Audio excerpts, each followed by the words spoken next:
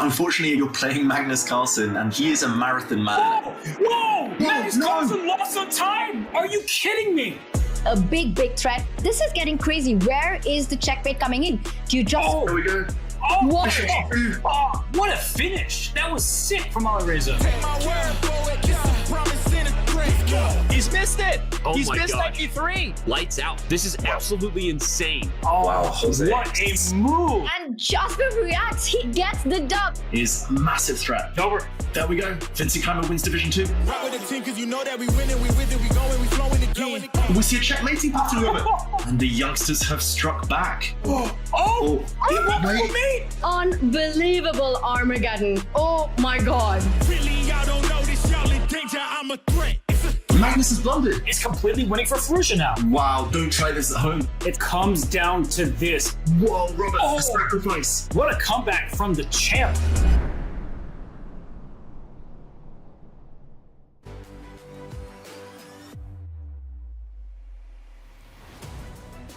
Alireza, Firouzja, Jan-Krzysztof Duda, and Vincent Keymer. 3 gladiators, but only 1 ticket to the grand final to challenge Magnus Carlsen for the Chess.com championship. The countdown starts now. Welcome everyone. I'm your host, International Master Tanya Sachdev, alongside me, the one only Grandmaster David Howell. David, welcome. Straight off, 3 players, 1 goal. What do you think? Who gets there and why? Oh, this is difficult, Tanya. 3 world-class players, 3 relatively young players as well, full of energy, full of desire to get there, to face Magnus, to get a shot at the king. I'm going to say Vincent Keymer starts as the favourite because he's already 1 round closer than the other 2. The other 2 have to go through it, fight against each other for the right to face Vincent next. How about you, Tanya? I'm going to take you up on that challenge. I'm going to say Alireza Firouzja. I think he's got the most energy. Vincent, Jan-Krzysztof Duda have basically only played chess every waking hour over the last 3 days. So I'm betting on Alireza to do this. He has done it before. And let's take a look at our bracket. They say chess is a simple game. 2 players play and Magnus Carlsen wins. And that's what he did yesterday. It was a good day to be Magnus Carlsen. 10-win streak in the Grand Chess Tour, and then taking down Vincent Keymer in the Rapid, winning that final game. He is our first grand finalist. Vincent Keymer drops down to the losers bracket and awaits his challenge, as first it will be Jan-Krzysztof Duda playing against Alireza Firouzja. 1 will be eliminated, the other will go through. These 3 players, David, have got distinct playing styles. What do you think is each of their unique strengths? Well, for Firouzja, it's fire on the board. It's really aggressive play, uncompromising. He wins or he goes home. That's his style. For Duda, maybe same, but a bit more universal potentially. Duda, very strong in the endgame as well, whereas Vincent Keymer, much more positional, much more classical player. It's the Chess.com Classic. Maybe it will favour him this time. We'll have to wait to find out, because first we've got fire on the board with Jan-Krzysztof Duda taking on Alireza Firouzja. Absolute fiery, feisty style when these 2 play. The action yesterday had David and I completely hooked. And in case you missed it, here are all the highlights. Fire up the replay. We started with 8 players. We're down to 6. Queen e5 would be awesome to see, but a tough one. And look at that. White is a whole rook down. And I think that's exactly what Alireza missed, because rook d7 looks extremely strong. You're not only pinning the bishop on e7, your threat is queen takes rook, coming in with a deadly check because that bishop on e7 is pinned, and they don't find it. And it's again a big turnaround. Firouzja's gamble, it paid off, Tanya. I think he's relying on rook g8, rook d6, and a lateral defense from 8-6. It's the only way to keep the game going. Wow, d6 instead. Just about holding here for white. And now rook g8, Tanya. That is beautiful. He knows this is over. It's like Title Tuesday now. It's just a race to the finish with barely any increment. The Black King's coming. Vincent's not out of the woods yet. And he offers to trade the bishops. The knight is too far. The b-pawn is coming. Magnus Carlsen knows it. He leans back for the first time in the match. He knows he's done it. Wow, heartbreak from Vincent Keymer. He traded off the bishops, which was so desirable the whole game. And Magnus Carlsen, once again, he's done it.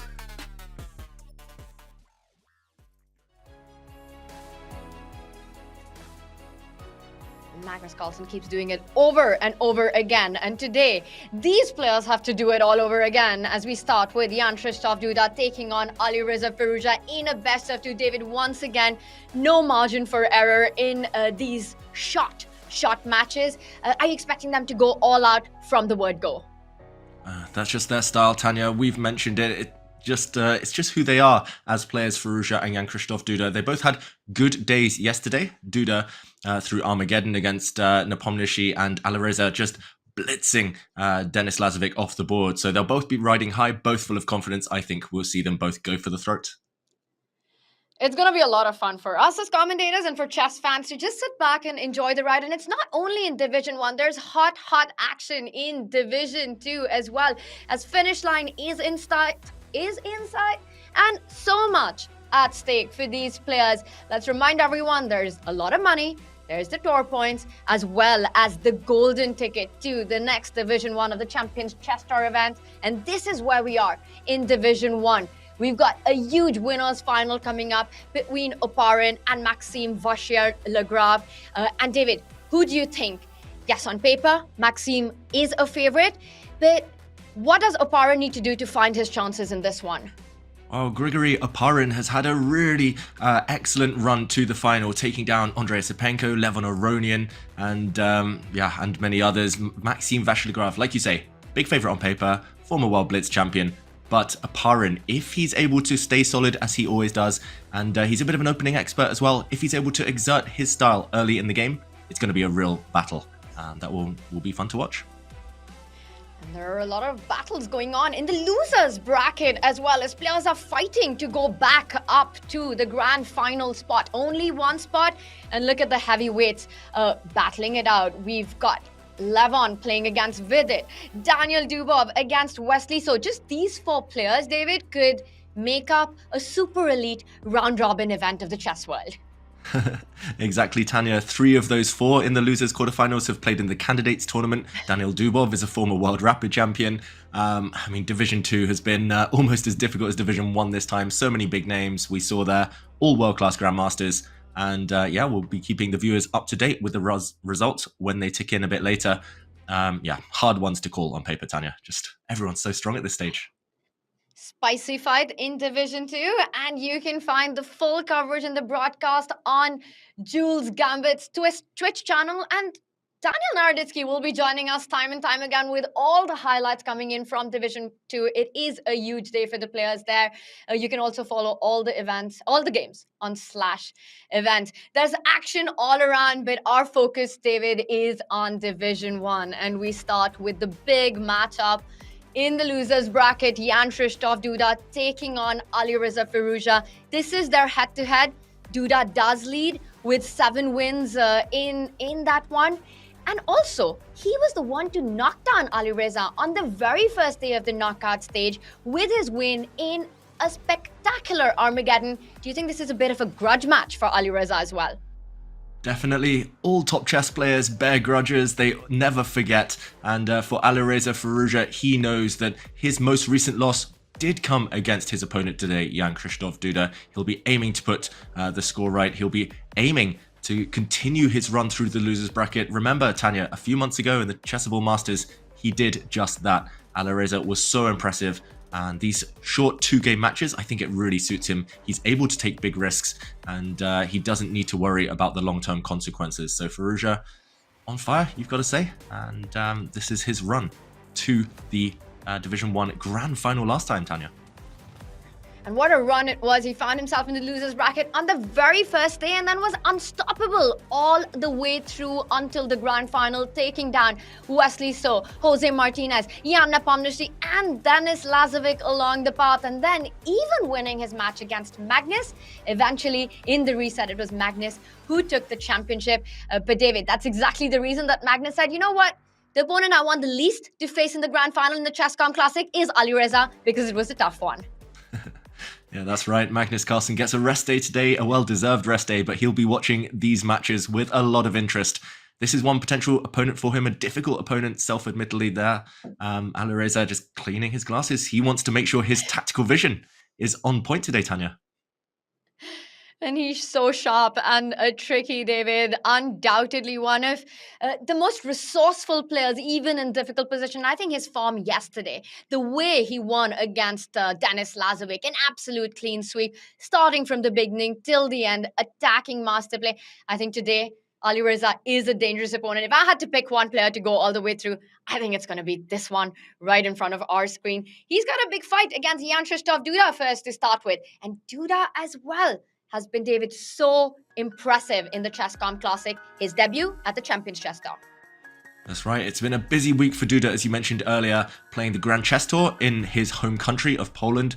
A week of busy chess, rapid chess, blitz chess, and now back to rapid here, the Chess.com Classic. And the play-ins, he ended on a high. Then he defeated Daniil Dubov and Levon Aronian just to get into Division 1. That is a real gauntlet there, where he did defeat Alireza Firouzja in the winners' quarterfinals.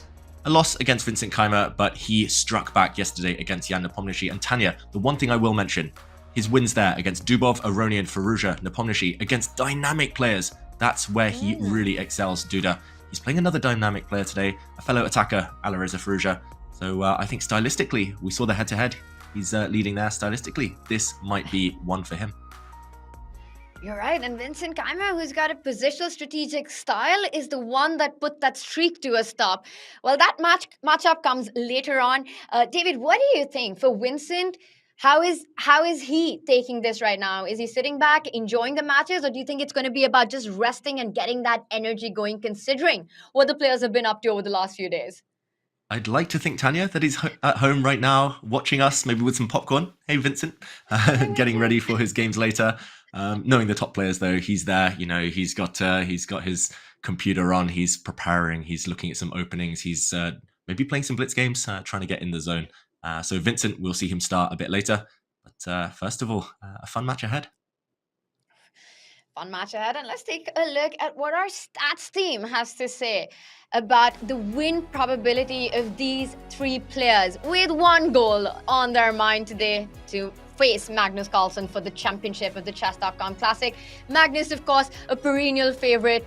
Is that even shooting off the chart? I think that goes over 100 on what I'm seeing on my screen. But David, out of the three players, it in fact is Alireza Firouzja who's considered a big favorite statistically to face Magnus. What do you make of that? And would you agree with this? Well, Magnus, 93% chance of winning. It's hard to disagree with that. He's been there, he's done it before so many times, and Magnus will get an extra life in the grand final, no matter his opponent. I am slightly surprised. Alireza Firouzja, you mentioned him, only 3.7% and ahead of the others. Vincent Keymer, he's already one round closer, so to see Vincent lower is slightly surprising. I think it's based on Alireza's rating, his rapid history there. But either way, it does look like an uphill battle for all of those three. Magnus, the big boss, awaits. The final boss, they call him. And also, it is exactly the fact that he's got two matches. He's got 2 lives in the grand final, which gives him such a massive edge. So that would explain a lot of that 93%. And for today, in the losers bracket, let's remind everyone, got 2 big matches coming up. And this will be the format. Each of the match is a best of 2 games with 10 minutes and a 2-second increment. 1.5 points wins the match. There'll be an Armageddon if it's tied 1-1. The winner would advance on to play Vincent Keymer in the losers final, and the loser would get eliminated to 4th place. David, Alireza against Duda, we've spoken about their style. Feels like very similar, both like aggressive, combative, energetic play, both very creative players. Who do you think has shown better nerves and better clock skills in the tournament so far? On this one occasion, this event specifically, Tanya, I would say that actually Duda perhaps has been quicker on the mouse. Remember, these two have faced each other earlier in the week in the Chess.com Classic, and it was Duda who won an Armageddon, and not just any Armageddon, he won in great style, Tanya. I remember you being so impressed with an exchange sacrifice from Duda. Duda also won an Armageddon yesterday against Jan Nepomniachtchi. So in terms of pure mouse skills, in terms of speed, in terms of dictating the pace, it feels like Duda might be a small favorite. But that might only come into play if we do go down the Armageddon route again. So Alireza, maybe that's why he should go on the attack, embrace his true self in regular time in the first 2 matches. Maybe that's where his best chances lie. And just the way we're talking about all this, definitely that's in Alireza's mind as well. So it could be that his math strategy is to try to finish it off in the 2 rapid games, not let Duda get to the Armageddon that he's played so incredibly well throughout the Chess.com Classic. And in just a few moments from now, we're going to have the players set go. I'm looking at Jan Christoph on our screen. It looks like, just for a moment there, as if he'd just woken up, David. Chess players are night owls, Tanya. That's well known, especially because they play most of their games in the afternoon, evening. Both players here based in Europe. They might well have had a siesta. They might well have just had a later start in order to peak at the right time of the afternoon, evening. So I wouldn't be surprised if that were the case. But you don't want to be too sleepy. You don't want to still be waking up when things get hot on the board. So what are you making? Alireza looks quite focused. What do you think, Tanya? He looks like he's waiting and ready to go.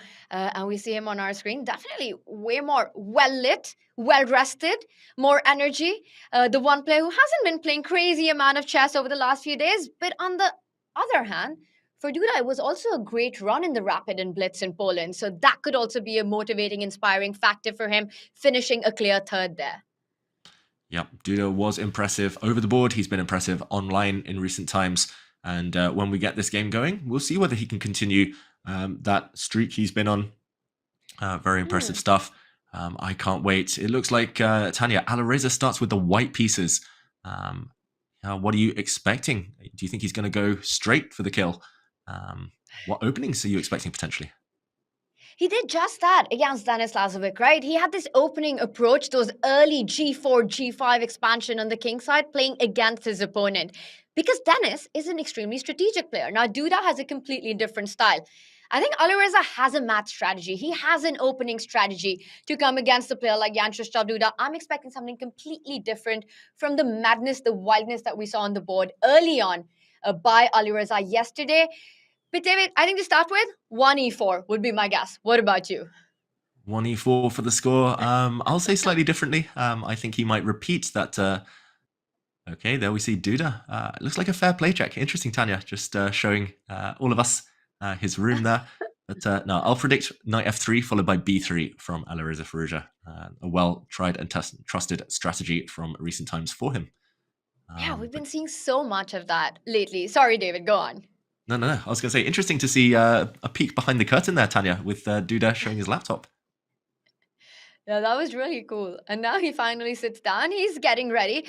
I'm not even kidding when I say it looks like Duda just got out of bed, rolled out of bed, and he's ready to go for this really critical game. And I think what you're saying also makes so much sense, that Alireza will stick to the recipe that's worked so well for him so far. Knight f3, b3, eventually putting that c-pawn forward as well. So we might see that. I'm going to still stick with 1e4.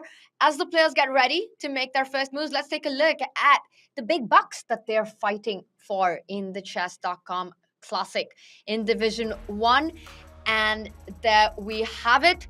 A minimum guarantee of $12,500 for the players playing today at 4th, whoever gets knocked out earlier out of these 2 players. But of course, it is the $30,000 up for grab in the championship match. That is the big paycheck. David, but I think there's more than prize money on their mind. Definitely. The extra dollars are a bit of a bonus. They do help. But of course, pride, glory, that's what the players care about most of all. And we'll see that, I'm sure, reflected. Tour points as well, Tanya. So important throughout this long Champions Chess Tour season. We saw it last time. It was a race to the finish on the final event of the season. Who would get there to the finals? Who would get to the in-person event? And looks like we're off. Breaking news coming in that Jan Christoph Duda was late for the match and he's going to get a 6.5 minute time penalty for that. Wow. Oh my goodness. In a best of 2, he starts with 3.5 minutes on the clock.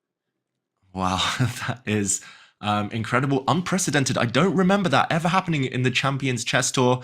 Punctuality is encouraged. I mean, this is a professional series, a professional tour. So understandably, this would happen over the board, Tanya. If a player were late, their clock would have started. So it makes a lot of sense, but massive handicap, massive uphill challenge now. Do you think Duda's going to be able to handle that? I'm in shock, but I completely understand because Alireza Firouzja was there. He was waiting in front of his screens. We could see him for a while, waiting for Jan Christoph Duda to arrive.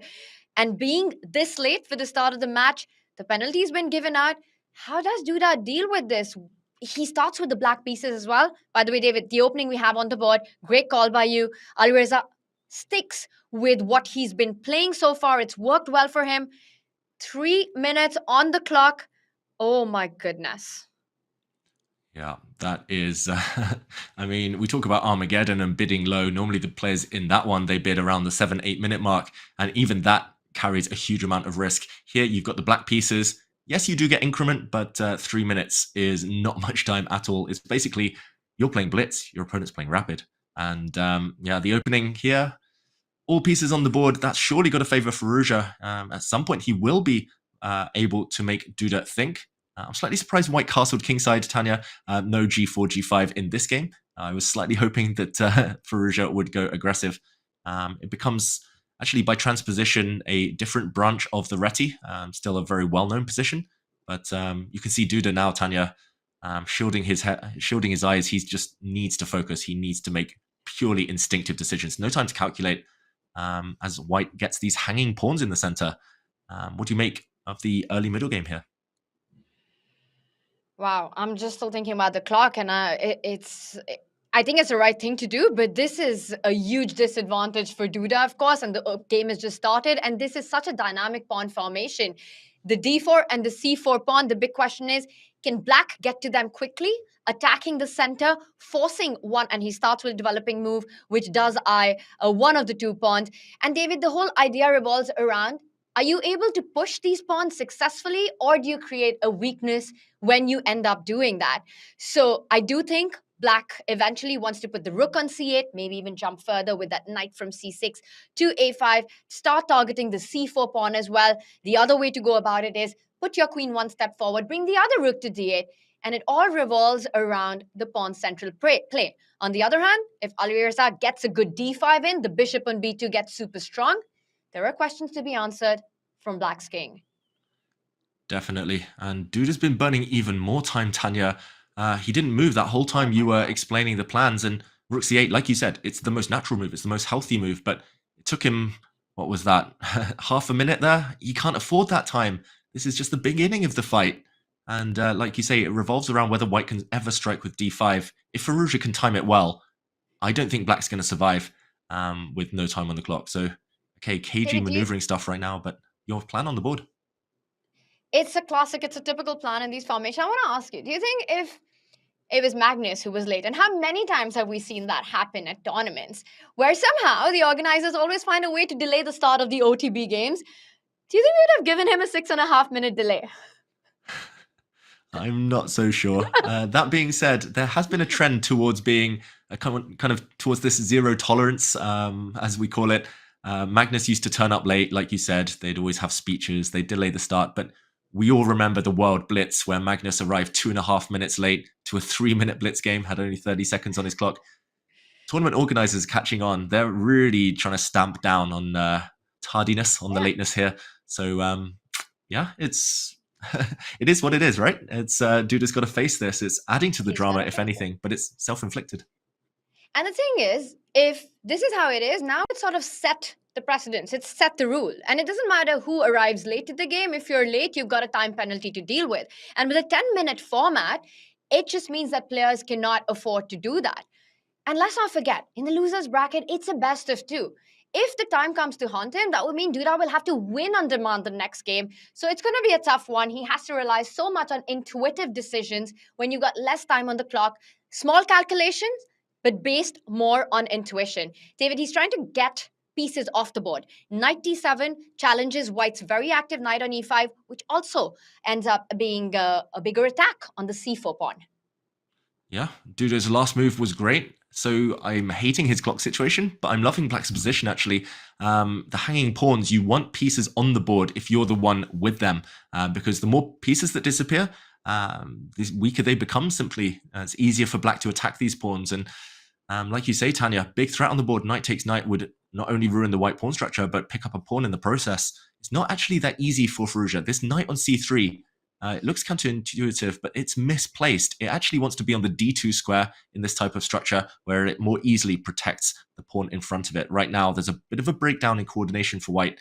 Knight takes knight only trades on black's terms. Black will develop the queen very happily. You mentioned this is the plan, queen d7 anyway, sliding the rook across to d8. And if you don't take this knight, then how are you even keeping your c4 pawn? Suddenly, Firouzja deep in the tank, thinking for a while, and I don't see any natural moves. Last move in Duda's favor. I agree with you. Position-wise, it looks like it's advantage Duda. Clockwise, it looks like it's disaster Duda right now. Knight to d7, it feels as if black has done everything right. The pieces are coming at the right spot to target white's center. Alireza is the one who has to answer questions right now. And David, like you highlighted, that if knight takes knight, the queen jumps to where it really wants to. But it's hard to find an option. And I think for Alireza, it's about striking in the center at the right time with d5. All his calculation has to be based on whether d5 works or not. And that's why he's spending time on the clock. But that's good news for Duda, because he gets those extra seconds to think as well. Phenomenal news for Duda. Suddenly, I mean, it was nearly a 6.5 minute time disadvantage, over 6 minutes at least that he was penalized. Suddenly, it's 3 minutes and counting the difference. The clock disadvantage has been halved already, and we're only at move 14. So, the opening from Firouzja, it felt like he went a bit too classical. I would have loved to see g4, g5, just as he did against Lazovic, Tanya. I think that might have been the strategy that would have really punished Duda's lateness to the game, but I don't see another move. Maybe you have to take this knight and then move your own knight out the way so that the white rook protects the c4 pawn, but that looks really clumsy. Maybe he's looking at knight jumps, knight to b5, for example, but black will just play the move a6, asking that white knight to step to a worse square. I'm lost for words. Like the featured chat says, it's like you're starting a man down in football, but suddenly the opponents aren't making use of it. The opponents might get frustrated. And Firouzja, he's frozen. It's happened. And that's the thing, right? The clocks are almost leveling out now, and white's got to be careful about the pawns. And I think at some point, once again, David, I've played these structures from both sides. You have to get d5 in. And I think I'm going to predict that we're going to see that on the board in the next few moves. But you referenced that game where Magnus arrived 2.5 minutes late in a 3-minute game with 30 seconds on the clock, went on to crush his opponent. When you have a situation like this, for Alireza as well, it's so unpleasant, right? It adds to the pressure. You see your opponent's down to 3.5 minutes, and you almost feel like now you're the one who has to win on demand, because how can you not? Yeah, I've been there myself for a classical game. One of my opponents once didn't turn up, missed the 1 hour default time, but I said to the tournament organizers I was still happy to let the game go ahead. She actually turned up 1 hour and 15 minutes late of a 2-hour game. So I had 1 hour and 15 advantage on the clock, but I couldn't deal with it. I was flustered. She was playing quickly on instinct. I was getting frustrated that nothing was happening, that I couldn't break through, that she still seemed calm and relaxed. And I was lucky to get away with a draw. Same happened with Nigel Short. His opponent turned up 24 minutes late for a 25-minute rapid game. And his opponent went on to win. And Tanya, great prediction. Knight takes knight, d5. Firouzja's going all in right now. But it's a pawn sacrifice. What do you make of this? I said that it's going to happen in the next few moves, but I wouldn't have predicted it would happen so soon, because knight takes pawn. What does he have in mind? We're about to find out. Yeah, is it all bluster right now? Firouzja, I think desperation more than anything. Like you said, d5 is the main plan, Tanya, but he didn't want to have to play it in this position. Now there's a hit on the white bishop, so there's no time to, for example, trade. Whoa, to trade off on e6, I was going to say. Queen takes queen. Looks like it's about to win a piece. Maybe his idea is to take back with the knight on d1 if there's a queen exchange to defend the bishop on b2. Ooh, we're going to find out. Duda. We're already in blitz territory, right? The moves are coming in so fast. Both players are under 3 minutes now. And there are tactics to calculate as well. You're suggesting knight takes queen. You might even be thinking about bishop takes queen. I don't think it really works, because there's a discovered on the bishop on e7, but the lines get crazy. I think it has to be around knight takes queen after this check. Yeah, first he throws in a check, a good inclusion, a nice little intermezzo there. He makes sure that he won't be a pawn down in the incoming endgame. But yeah, knight takes, I think you're right, Tanya. There's some fancy tactics in the air. You could, if king takes pawn, consider bishop takes knight check first. So I'm more inclined to take this pawn back with the black rook, but he takes with the king. And now it's going to be 2 bishops, but wow, the blue arrow makes an appearance, Tanya. Bishop takes knight, forced. By far the best move. White's still suffering there, though, right? Suffering, but also it's the most natural move. I think Alireza is definitely going to play this. And look at the clock situation. Now he only has a minute at advantage. He's worse in this endgame. For Duda, he's going to have a really nice bishop pair, open position, and a passer on the queen's side that eventually he can try to create. Bishop takes knight. The rook will capture the bishop back. And once you take the queen, Duda can activate the other rook on f8, bringing it to one of the open files. David, this has gone so well for Jan Krzysztof Duda, given the handicap he started with. Yeah, this is a dream position for black. It's actually really reminiscent of yesterday, that decisive game between Vincent Keymer and Magnus Carlsen, where Magnus was the one with the 2 bishops, and Magnus actually had a queenside pawn majority. The B pawn was the decisive factor. So, I mean, it's like a mirror image almost, if all the rooks disappear from the board. Right now, white's rooks are by far his most active pieces. So if I were black, I would be thinking of potentially trying to trade one off, or at least trying to prevent the, yeah, there we go, the white rook from entering the 7th rank, rook to d8. And, okay, obviously, my suggestion, given a mistake, Tanya, maybe it's due to knight to b5 now? Knight is jumping, still some tactics in the air. And your idea is coming into d6. He first attacks the rook, but doesn't this invite a pin with bishop to... his idea is rook d7. It's not only attacking the bishop on d8. David, I was going to suggest bishop f6, but then you come in with rook d7, and that's a check, winning the bishop on b7. Yeah, and that would just fizzle out towards a draw, I guess. It's definitely playable for black, but maybe he could... Oh, he plays it, actually. I was going to say king to e8 would be another option. He plays this, Tanya, so we'll see simplifications.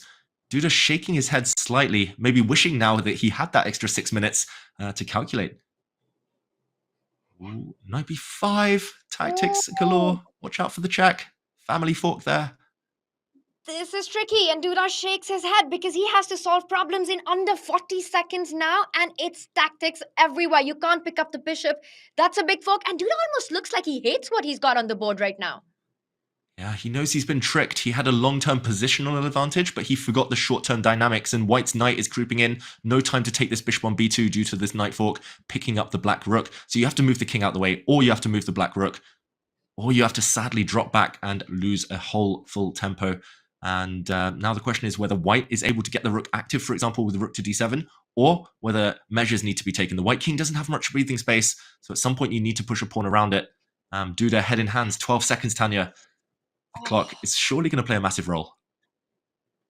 It's played a massive role since move number 1 in this particular game, David. But you're absolutely right, because despite having such few pieces on the board, the knight is super tricky, and there are a lot of threats and jumps on the board.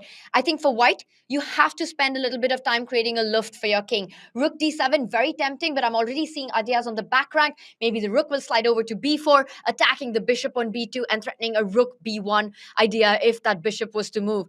So Alireza Firouzja also now under a minute. h3, he does go for it. David, him not playing knight d6, forcing a trade. I have a feeling that Alireza is ambitious in this game. Definitely. I mean, Alireza, his middle name is ambitious. And here, the black bishop attacks the white knight. Big question. We'll learn a lot about his ambitions here. I was going to say knight takes a7 is really, really risky. He's up a pawn, Firouzja, but look at that white knight. It's trapped. It's stuck on the edge of the board. But the bishop now coming to try and defend it. And okay, black apparently missing a stronger move, but that's irrelevant. Pawn to b5. More relevant is the clock, Tanya. 4 seconds now, Duda. And a pawn down. And this one is really turning. Oh my gosh. He's playing every move with 2 seconds on the clock. That knight from a7 has gone far too beyond enemy lines, and I really don't see it coming back anytime soon. Alireza Firouzja has to rely on activity. He brings the rook forward, the black king joining the party, centralize your king in every endgame. Rook c1, he's blundered his rook! It is a mouse slip. Oh my gosh. Jan Krzysztof Duda makes a blunder with 1 second on the clock. A mouse slip. Rook c1, blundering a rook. Blunders the game away. And it is Alireza Firouzja who prevails in game 1. What a roller coaster, David. Wow, what a roller coaster indeed. I'm not even sure it was a mouse slip or whether it was just pure panic, just forgetting that White's bishop was covering that square. But either way, we can say that time penalty really, really decided the game. Duda, he fought back. He actually had an advantage. Even the final position, Black was better. But ultimately, the clock was the decisive factor. And yeah, drama, Tanya. I didn't expect it to happen like this. I thought it would be all about the moves on the board, mutual attacks. In the end, it was the clock and it was a slip. And crazy stuff. Firouzja in the lead. Unbelievable. Can you believe what we just saw? This was one of the craziest games that I have ever seen in the Champions Chess Tour. The entire storyline, Jan Krzysztof Duda making a comeback, getting a great position out of the opening, almost felt like he was outplaying Alireza at some point. The clocks level out, Alireza feeling ambitious, a lot of psychological mind games there. Alireza feeling the pressure like he has to go for it in game one, and he does it, ends up worse. In the end, a crazy fight and a one-move blunder decides the game. Yeah, Champions Chess Tour, it's the gift that keeps on giving. I mean, I thought I'd seen it all. I've seen blunders, mouse slips, everything. But time penalty, I believe this might be the first one, at least in Division 1. And the way that game ended, yeah, just so sudden, so abrupt. Firouzja, how do you think he's feeling? He looks pretty calm on the camera, but I mean, he was the beneficiary there of an act of charity almost from Jan Krzysztof Duda. Wow. Wow, Tanya, I'm lost for words. I feel you right now, David. I mean, this is unbelievable. And there we have the reaction. Jan Krzysztof Duda with rook to c1, blundering the rook, blundering the game, blundering the lead in the match. And now he has to win on demand to take it into Armageddon. David, what an action-packed round it was. But full credit to Duda to be able to sort of get his mind space back and fight it out the way that he did. I think if the game would have ended even in a draw, it would have been a huge advantage to Duda from a psychological perspective. That's right. Even a draw would have felt like a victory in a way. And I think he actually got ambitious for more, Duda. Just the way the game was going, even the final position, a pawn down before that mouse slip. Like at the bishop pair, White's knight was stuck, as you mentioned. I think Duda would have backed himself even to win that more than 50% of the time, at least put pressure on his opponent. It did feel like Duda, even kind of forced to play quickly, he wasn't quite seeing the tactics. He wasn't quite finding that normal level of accuracy that he's used to. We saw him kind of make this slip with his bishop, have to lose a move to retreat, losing a full tempo. There were still slips at some point, all affected by the clock. But yeah, I mean, the way that ended, I don't think anyone foresaw. And I just want to show that moment, actually, Tanya, at least the last few moments where things really spiraled out of control for both players. Barely any time on the clock, of course. And it was actually Firouzja keeping the game going who benefited from that slice of luck. And I'm going to jump in at this very moment right now, where White's knight was attacked and Alireza, with the white pieces, started getting greedy. He grabbed a pawn. I'll just bring that game up in a moment. But yeah, Alireza kept the game going, Tanya, and was rewarded for doing so. Take it away, David.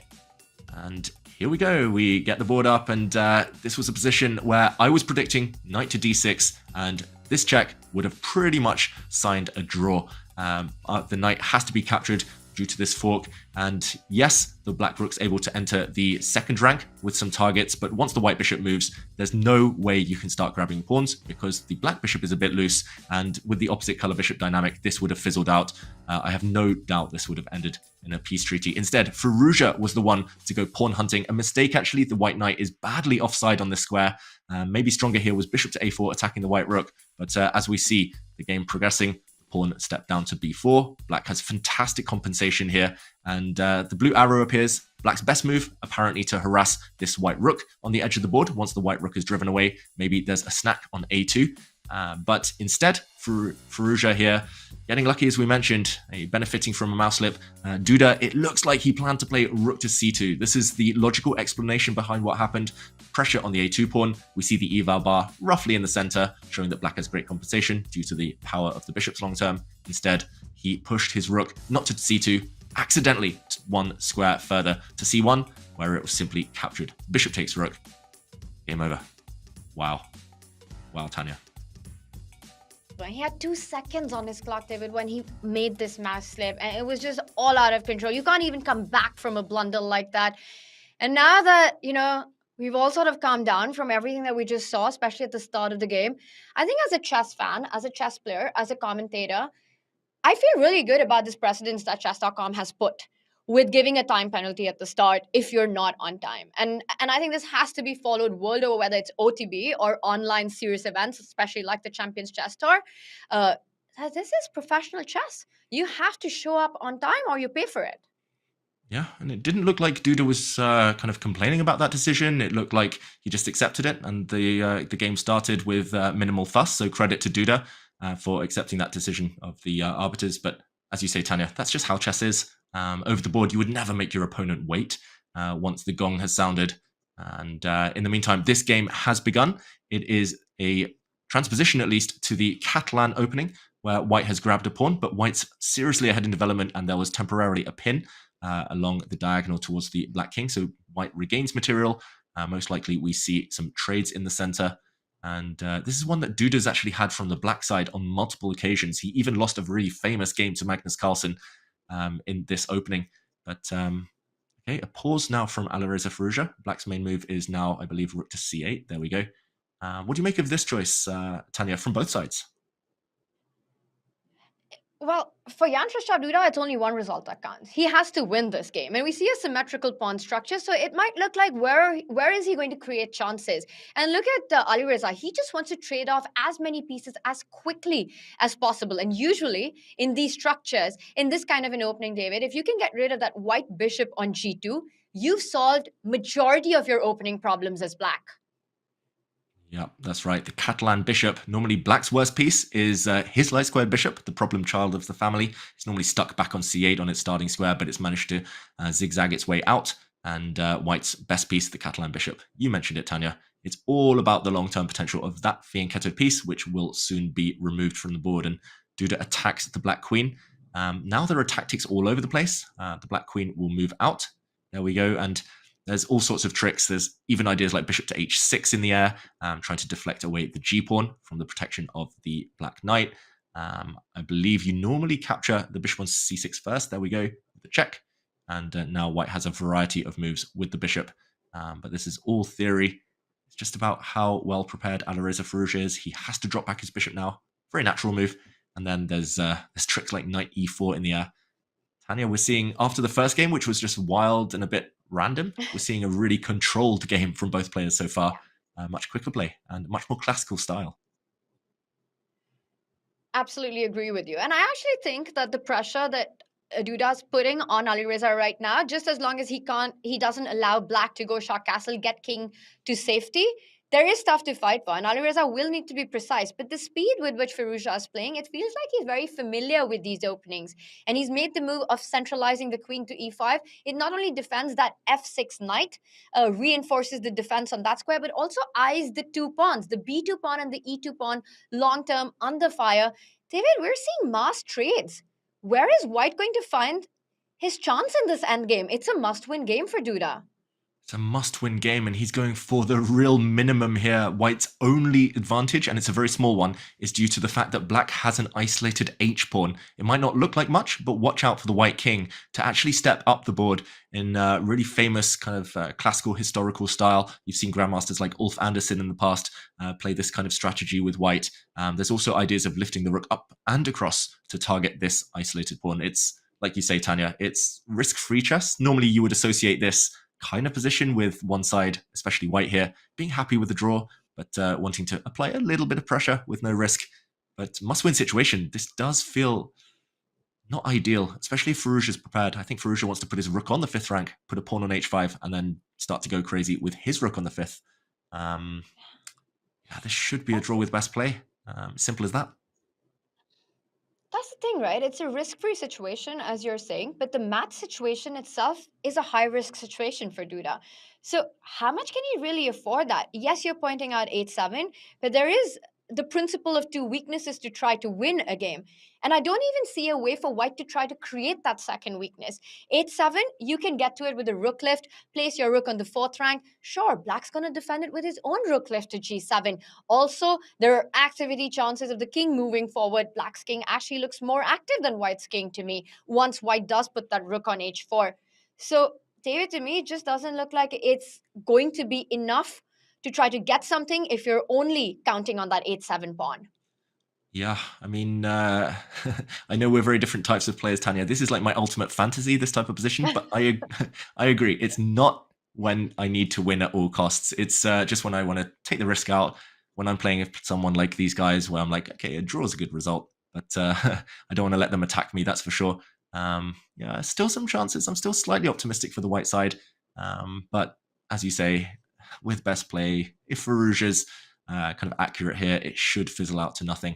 F4 is slightly surprising. It kind of closes white's avenue across the 4th rank, but it also takes away squares from the black rook. So, yeah, pros and cons there, but yeah, mixed feelings. I like it from my style, grinding, endgame style, but it's not Duda's true nature. He wants more dynamism than this. That's the one downside. I think it's a great position to play, but my evaluation is only and purely based on what we've seen in round 1 and what Duda needs in this match right now.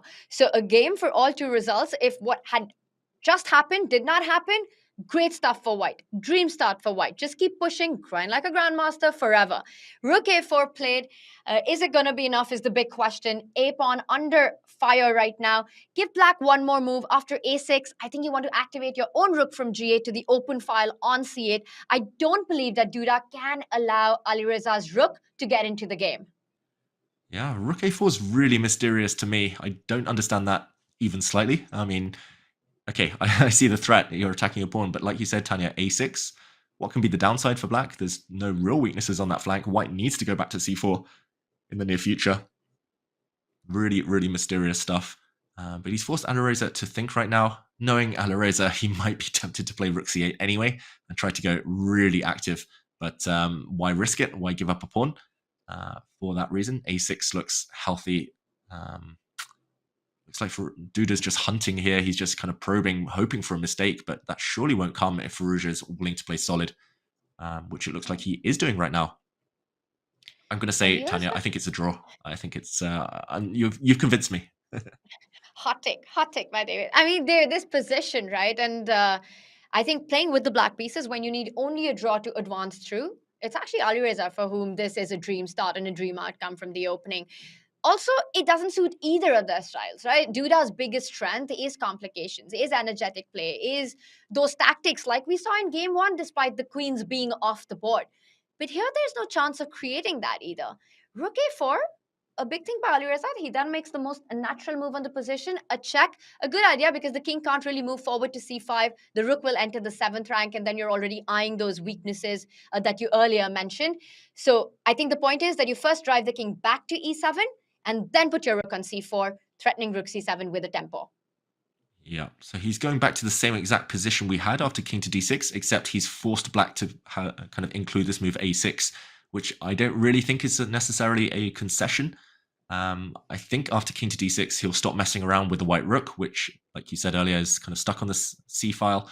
He'll at least hint that he's starting to walk forward with his king. The white king, normally in an endgame, would want to go central, because from the center, you can kind of choose which flank to play on. But here, it's very much about the one weakness, the only weakness in the black camp. And there we go, king h3 as predicted.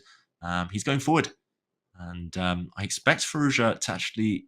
Oh, this is clever. I was going to say play a move like rook g6 to check the white king if it ever steps forward. But as soon as the black rook moves, white's rook enters and goes behind.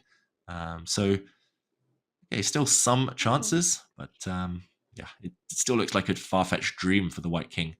It surely won't be given 3 extra moves to plant itself on the h6 square. Tanya, how are we going to make our prediction come true? How should black go about holding this?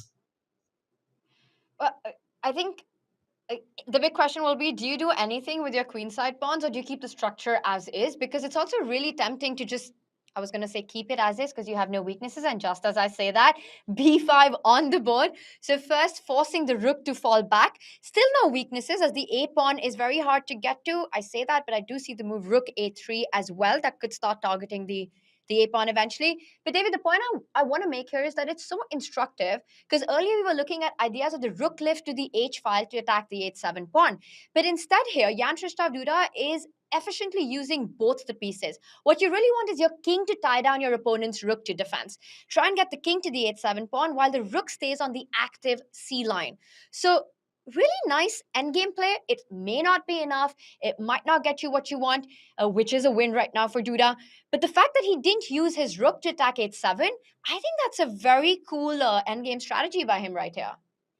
Yeah, fully agree. But now a bit of an odd one from Alireza Firouzja. He's just allowed the white rook in, and the white rook can actually go pawn hunting from behind. But let's just jump in and show a variation. This is really counterintuitive.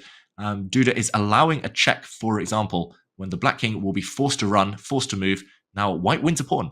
Simple as that. The a6 pawn is indefensible, but it's all about activity. And it's like you said, Tanya, actually, it's the black king that now shuts down the white king's advance. The black king will neutralize its counterpart, and the black rook gets active. So it's just a temporary pawn sacrifice. Rook takes a6 is met by a fork, a double attack. And it looks like black saves himself here. You've regained the pawn. You've got an active piece. Not too much to worry about. This should be a draw. So really kind of non-obvious defense there. But more importantly, he's just looking for open files. It's open lines. That is the currency when you have a rook endgame. And yeah, really nice move, but I don't think I would have found it, Tanya. He's defending actively.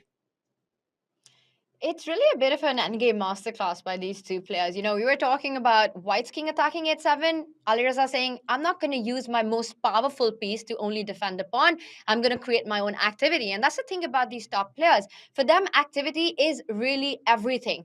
And Firouzja wanted to get that rook to d2. Duda denies him that.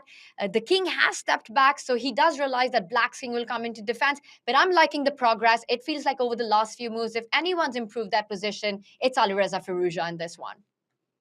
Yeah, it looks that way. The last few moves have gone in black's favor. I love that feature chat a moment ago saying, predicting Armageddon, where one of the sides bids 3.5 minutes just for the lols, but for the content. But unfortunately, not going to happen. It looks like Duda, his winning chances are dwindling. And yeah, I don't think either player would be kind of playing the Armageddon for the content, for the jokes. They really, really want to win, Tanya, and progress through to the next round. Absolutely. That's the big goal. Get to Vincent Keymer, win, and then get to Magnus Carlsen for the championship. And this is step one for both these players. And it's been a far less than an ideal start for Jan Krzysztof Duda. And this position, it looks extremely slow. Black can also sidestep with the king to the d file now, take away the key penetrating squares from that rook on c2. But David, even if you were just to stay, do nothing. Just keep the king on e7, shuffle around on the king side with king to f6. The black rook activity from d1 stops white from getting any play on the queen side because you'll always have the move rook to d2 the moment white's rook moves away. Yeah, the moment the white rook moves, black lands a rook on d2. I really love this move h5. It's what we call a minority attack. At some point, you might try to push the one pawn forward. You're attacking pretty much white's 2 pawns, the g and h pawns, with just one. And instead of isolating your own pawn, you trade off your worst pawn in order to weaken, in order to break down the integrity of white's structure. So you don't necessarily need to rush. I don't think we'll see him rush with h4. More likely your move, king f6, just kind of slide across.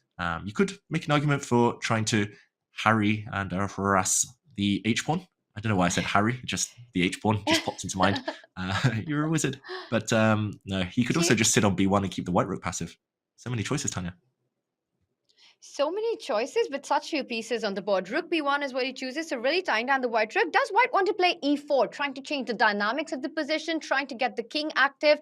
Because you really have to start looking for a way here to create chances, and David, they often come with a pawn break. Yeah, I quite like it in general terms, e4. I think he's doing something similar, but by keeping the same pawn structure, he still wants to run with his king. But now the black king sees the intentions of its counterpart. It was ready to block the king side. Now it's ready to block the center. If the white king comes, it has no way forward. You shall not pass. This just looks like a dead draw, Tanya. How on earth is Duda going to win, even if he's got 3 extra minutes on the clock? I don't see it. No plan. And very nicely handled by Alireza, right? If White's king goes to the king side to attack the h-pawn, Alireza gets his own king. He mirrors where the white king goes. You want to get to the queen side, I play a move like king d6, and it's hard to break through. A check given on d2. So now a decision needs to be made, because I think if you put it on the c file, David, then Jan Krzysztof Duda will actually reroute his king all the way back from f2, g2, h3, h4. Because it's very difficult for Black's king now to get to defense. So I think this is the right decision to keep the king flexible so that you can defend the h-pawn. Yeah, really classy. The Black king needs to pretty much mirror the actions of its opponent. King to d6 here, for example, would be a really safe option. Instead, he cuts off the White king from using the c-file. I think even safer. Yeah, it's what they call the opposition pretty much, Tanya. The Black king will shoulder the White king off. Just kind of push it away from wherever it wants to move, whichever direction it chooses. And now look at the white rook. It's just passive. If anyone's better, I think it might be Black. Black at some point might start kind of loosening up the white structure with h4. Black can start pushing pawns on this side of the board. You can imagine a5, b4, b3. And white is just really stuck for a plan. He's tried everything with the white king, and he's got nowhere. This must be so frustrating for Duda. Just the way today has gone, frustrating for him. And David, because I know you love to show checkmates, I'm going to help you out here. I think one of the worst moves in the position that White can play here is to try and go even more active with the king. King to e5 would have perhaps lost on the spot for White. Let's show this. This is not the game. This is just a variation, I should mention. Rook c4 being your idea, your sneaky idea there, Tanya. And rook checkmate, not the only threat. This could be stopped. F6 as well. That would end the game. So don't walk too far forward. Be brave, but not too brave if you're a king in the endgame. Moral of the story. So let's go back. He wisely retreated, but this allowed Black to come forward. And again, mirror image, just echoing exactly what the White king does. The White king can slide with a check. The Black king will just slide back. And status quo continues. Oof. I'm going to admit, Tanya, not the most exciting game we've seen this season on the tour. Oh, I think we've had so much excitement in game 1 that everyone's just catching their breath. But the thing is, this is the final rapid game. And for Jan Krzysztof Duda, it could be his final game of the Champions Chess.com Classic. So King d6 played. I don't believe he's going to offer a draw, regardless of how equal and balanced the position is. He's going to try to play. And David, I am still expecting an e4 break at some point.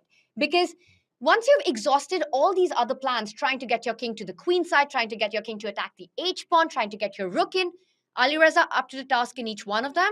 What's next? The only remaining hope I see is striking in the center with e4. Yeah, just change the nature of the position. That's really good advice, Tanya. If everything you've tried is kind of being met, if it feels like you're kind of butting your head against a brick wall, basically, just change the nature of the position. Just hope that you ask your opponent slightly different questions, that they don't have the answers. But yeah, that featured chat there as well from Durante, just strange decision. I think the opening, the whole path of this game, it's been strange. He's not played to his strengths, Duda. And now b3. At first I thought it was a pawn blunder, but rook a1 going pawn hunting is met by a king slide with a check. And then the white king will be able to go over and defend its pawns. But yeah, b3 doesn't really help White's position. I wouldn't be surprised if Black just plays a move like a5 right now. Actually, Black is the one making things happen further advanced on the queen side. It's like being in the, there we go, a5. I was going to say it's like being in the Dvoretsky chess school here.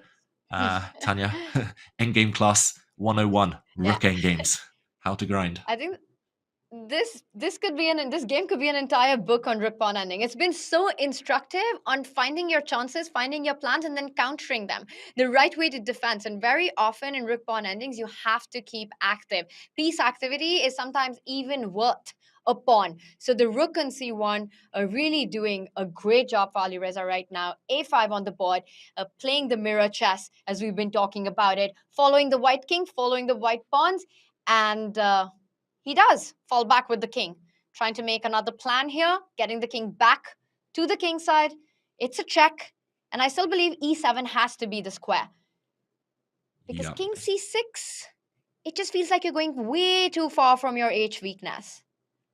Yeah, even king c6 is probably fine, but with a draw in mind, why not just keep doing what you've been doing? And here we go. The pawn structure does fix itself, finally. Tanya, to take or not to take? Do you take or bypass even? Well, if you want to draw, the general advice is trade off as many pawns as you can, as quickly as you can. With b4, you always have to watch out for the a5 weakness. So I think this is a good strategic decision by Alireza. Trade the a pawn, only one pawn remains, and it's black's rook that can get to the a pawn quicker. I'm looking at a move like rook c4 or rook to a1, as you're pointing out. Mm-hmm. Yeah, rook c4 might have been met by rook d4 anyway, and king and pawn endgames is always a bit of a gamble. Probably it was just a draw anyway, but no need to trade the rooks off if you're not 100% sure. And Tanya, just that question, that one sentence that every endgame player should ask themselves, active or passive? It's like the black rook, like you said, is active, more active than its counterpart at least. The white rook's tied down. Black king and the white king probably equally passive, so ultimately black is slightly ahead, and I just don't see what to do if black waits. There we go. King to g2, maybe the only plan now. And then you anyway go in with king e7, king f6, king g6. Those will be the counter arrows, I think, from black's side to defend the h-pawn as well. White's rook tied down to defense, can't get active. The a4 pawn will fall immediately. I really don't see a way for black to progress here. Now, under a minute, do you think clocks are a factor at all, or is the position too simplified?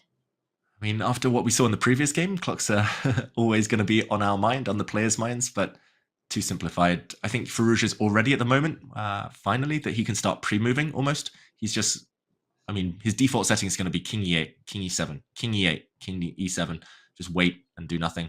Or maybe king f6, king g6, just wait over there, as you indicated, to protect the pawn.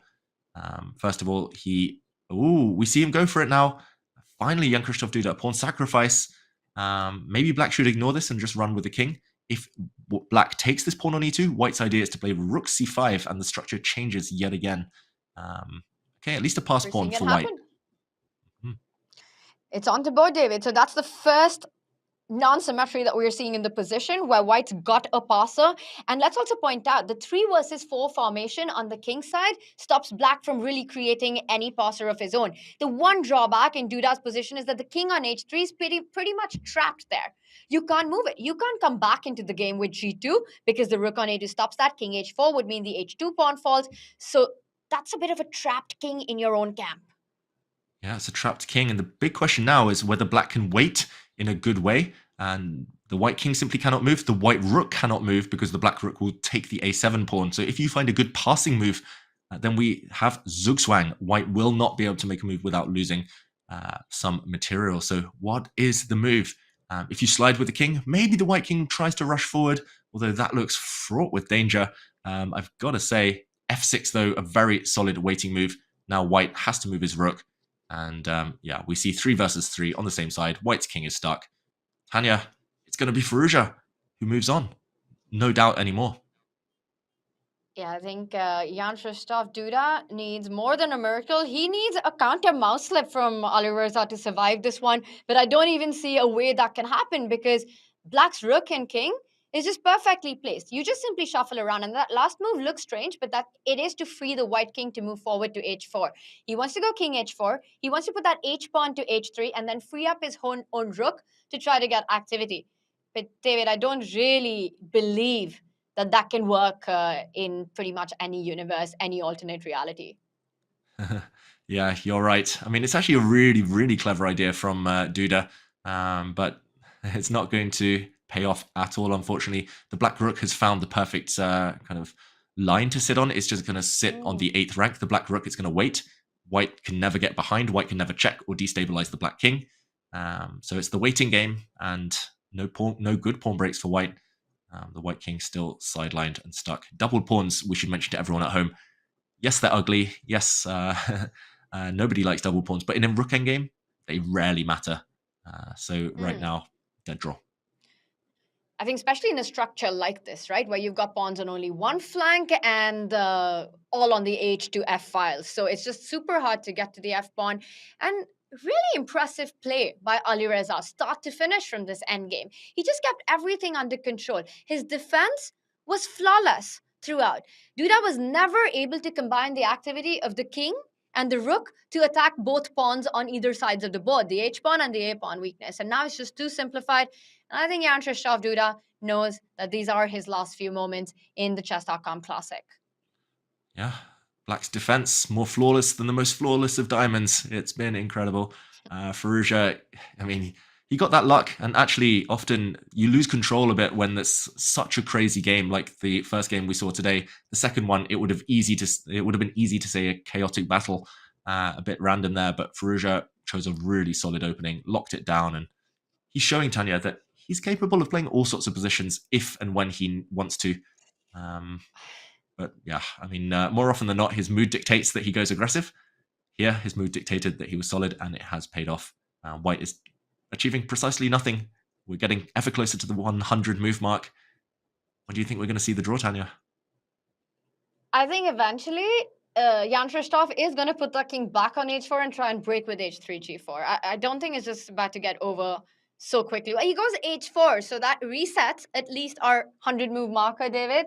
Rook e3 played, but h4 means there's no break in a million years in this position. No, even a trillion years, a gazillion years. I don't even know what number is bigger than that, but there's no break ever. 50 move rule is going to kick in eventually.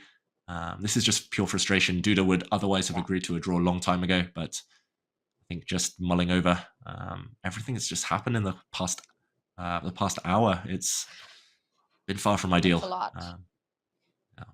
It's a lot. And Jan Christoph Duda, he's shaking his head. Completely agree with you. It is about coming to terms with the fact how this fight has gone. And he would have definitely wanted more out of it. And David, I think so much of it has to do with what happened in game one. And the fact that he almost survived it. He almost turned it around, in fact. And then to go down in a mouse slip, it's a tough battle. You just feel like the world is against you. Yeah, chess is tough. But that's life sometimes. And okay, a rook trade. He really doesn't even need to trade rooks, but I think this is pretty safe. Black gets the opposition. Final few moves now. The world has been against Duda today. The luck has been not on his side, that's for sure. And we're going to now see a draw. And I think this is the moment, because if white over pushes, it's the black king that enters into enemy lines and starts targeting the king side pawns. David, I think this is pretty much the last move of this game, and that is it. This ends with a repetition. It ends with a draw, and it is the end of Jan Christoph Duda in the Chess.com Classic run. It's Alireza Firouzja who advances. Alireza, get ready. Vincent Keymer is waiting.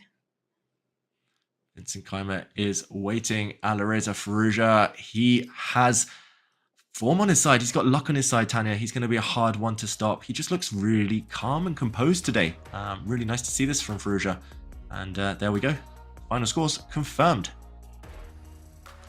Our scoreline of the day, and what a match this has been. Jan Christoph Duda losing game one, starting with a 6.5 minute penalty. Almost turns it around, ends with a mouse slip, and that is all that Alireza needed. He kept game two completely in control, a masterclass in endgame, and wins with a 1.5 point margin. And that means we've got the final match coming up in our losers bracket, which will be Vincent Keymer, who has been waiting for his opponent, takes on Alireza Firouzja to decide who plays against Magnus Carlsen for the championship. A big fight and a clash of styles, David. Yeah, this is what we enjoy the most, Tanya, when two different types of player face off against each other. Will it be Vincent Keymer with his universal style, but a preference for slower technical positions? Or will it be Alireza Firouzja, who showed that he can hang in endgames just in this past one, but who definitely prefers more fiery battles? It's going to be a lot of fun to watch. Vincent may be the fresher of the two, but Alireza clearly has warmed up now. Oof. And that's coming up in just a few minutes. But of course, there's big action all around in the other two divisions as well, as the players are fighting for so much on the line. And to keep us up to date with all the highlights and bringing in all the big moments, we've got Grandmaster Daniel Naroditsky joining us. Daniel, take it away. What catches your attention and what is going on in the other divisions? Well, Tanya, David, great job. I know it's not always easy when you have one of those long end games, but you guys do a really great job of keeping everybody on the edge of their seat. I'm on the edge of my seat because my chair isn't too comfortable, but we'll not talk about that. I had a lot of fun watching some of the D2, D3 matches, and Grundelius versus Andrakin had some really interesting moments. So I'd like to spotlight one of the key moments from their second game. Andrakin won in relatively smooth fashion in game one, but watch what happens in the second game where Grundelius tries to score a comeback. Andrakin is dominating completely, but then toward the 40th move, Andrakin commits a very bad blunder. He plays rook f6, he blunders, bishop takes e4, whoops, can't take the bishop because, well, obviously you lose the rook because it's attacked twice, so he doesn't overreact. Well, he does overreact. He blunders again with rook h6, allowing a bishop sacrifice, which Grundelius sees with just a couple of seconds on his clock. But then this is the critical moment. This is where Grundelius had an incredible combination. He could have sacrificed both of his rooks and won the game. Rook takes f5 check is number one. Queen takes f5. Rook e7 is sacrifice number two. And now you win both of those rooks in succession. Queen takes g7, forking the king and the other rook and reaching a winning queen endgame where you're up 2 pawns. And most importantly, there is no perpetual. There's only one check. The king dodges it and sits on h2. Grundelius would have won this game. Instead, he missed this opportunity. Andrakin masterfully got his king to safety. And even though this is still technically a drawn position with just a couple of seconds on his clock, Grundelius panicked and committed a further blunder. Rook f1 wins white's queen. So Dmitry Andrakin is going to take this match. And once again, one of the great things about the CCT Division 2, Division 3, featuring so many interesting matches. And David, as I come back to you, lots of action all across the board. But back to you, David and Tanya, for more of your excellent coverage of the top division. Thanks so much, Daniel, for that breakdown. And we hope to have you back with us again with some more amazing chess coming in from the other two divisions. And David, I'm still thinking about what we just witnessed. It felt like it was a day for where Alireza was given a special gift by chess goddess Kaisa with what we just saw in that game one. And we've got some good news for you guys because we've got a special gift for you. It's Chess.com's 17th birthday. And we're celebrating you with a special offer for a limited time only. Claim 50% off your first payment for any premium membership. Not only does premium membership unlock features like unlimited game review, all the puzzles you want to do, your subscription also powers events like the Champions Chess Tour. Use the command special in chat or head over to go.chess.com/special and enter the code CCT24 to unlock this offer of 50% off your premium membership. Go do it now because we're going to head into a break. And when we're back, we will be moving on to the losers final between Alireza, Firouzja and Vincent Keymer. That's coming up soon. Meanwhile, we're doing an exit interview with Duda, who joins us in just a few. In the break, you get to learn more about Duda's style. Don't forget to leave your questions for Yan in chat for when we return. See you soon.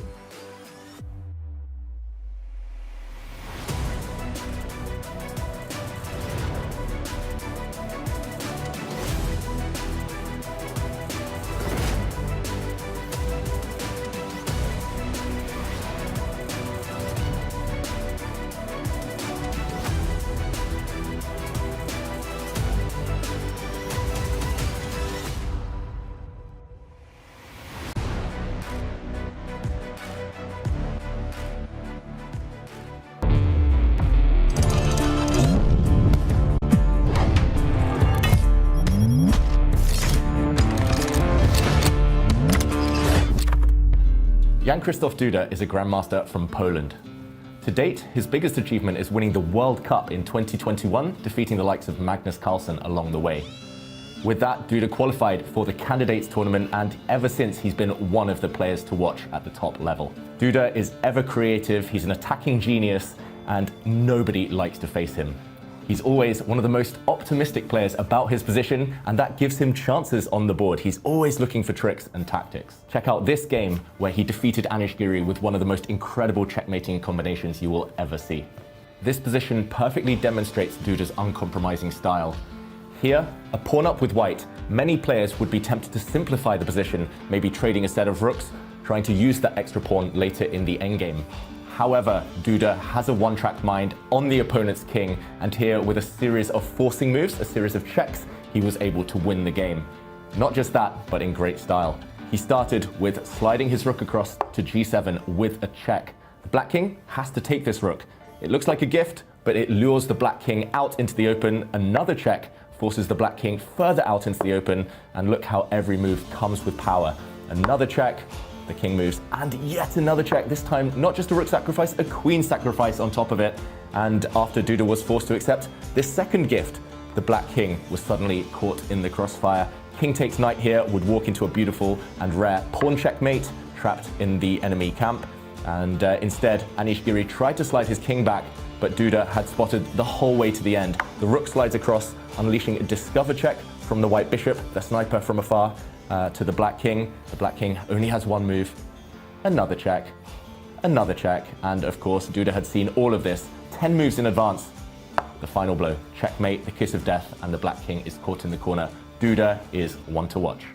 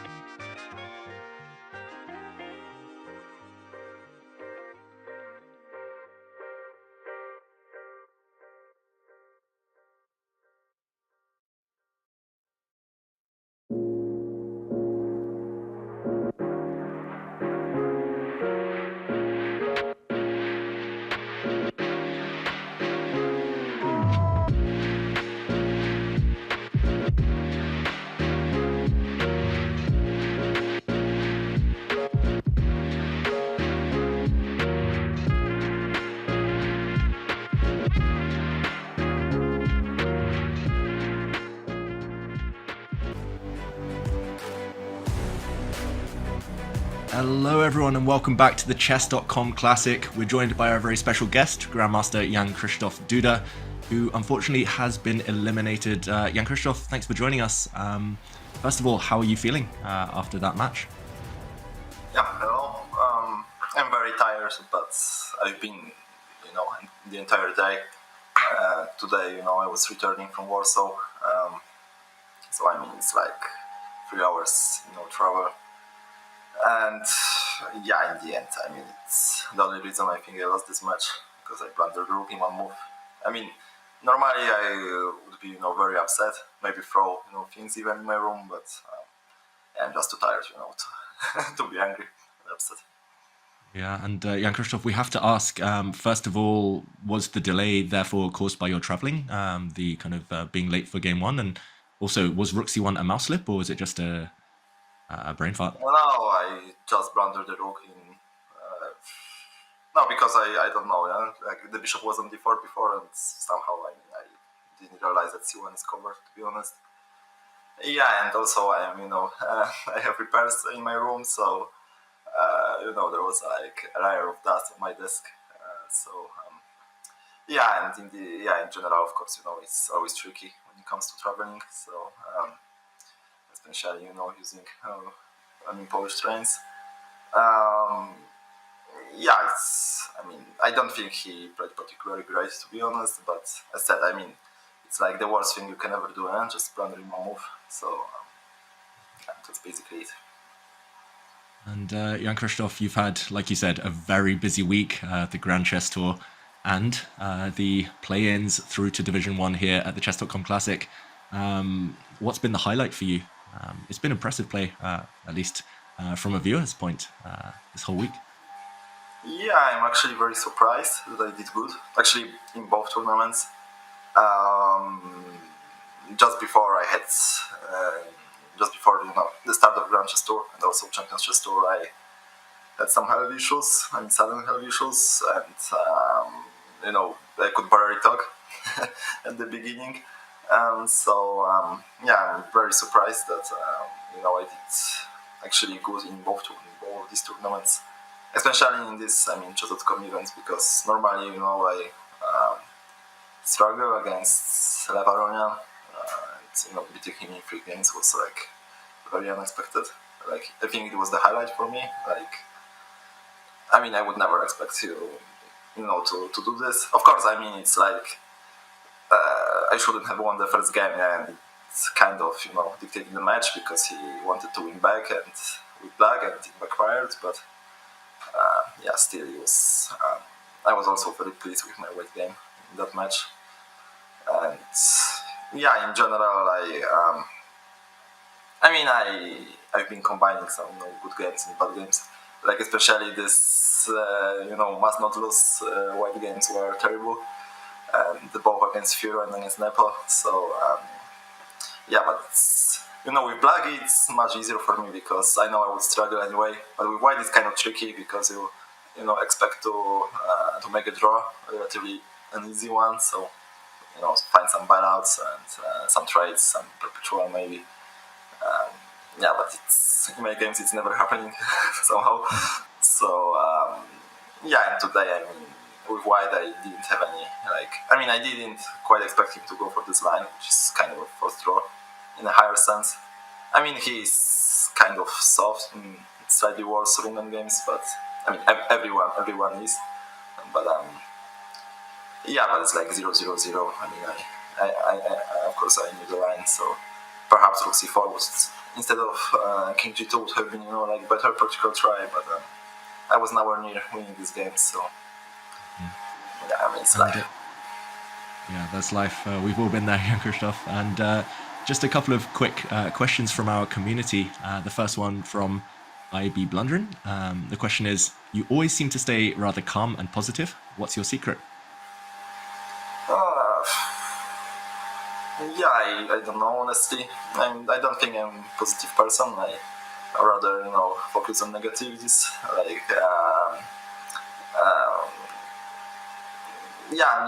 Somehow I, it was a secondary tournament for me, and it's just was helpful in a way. I think it was like similar about the World Cup actually.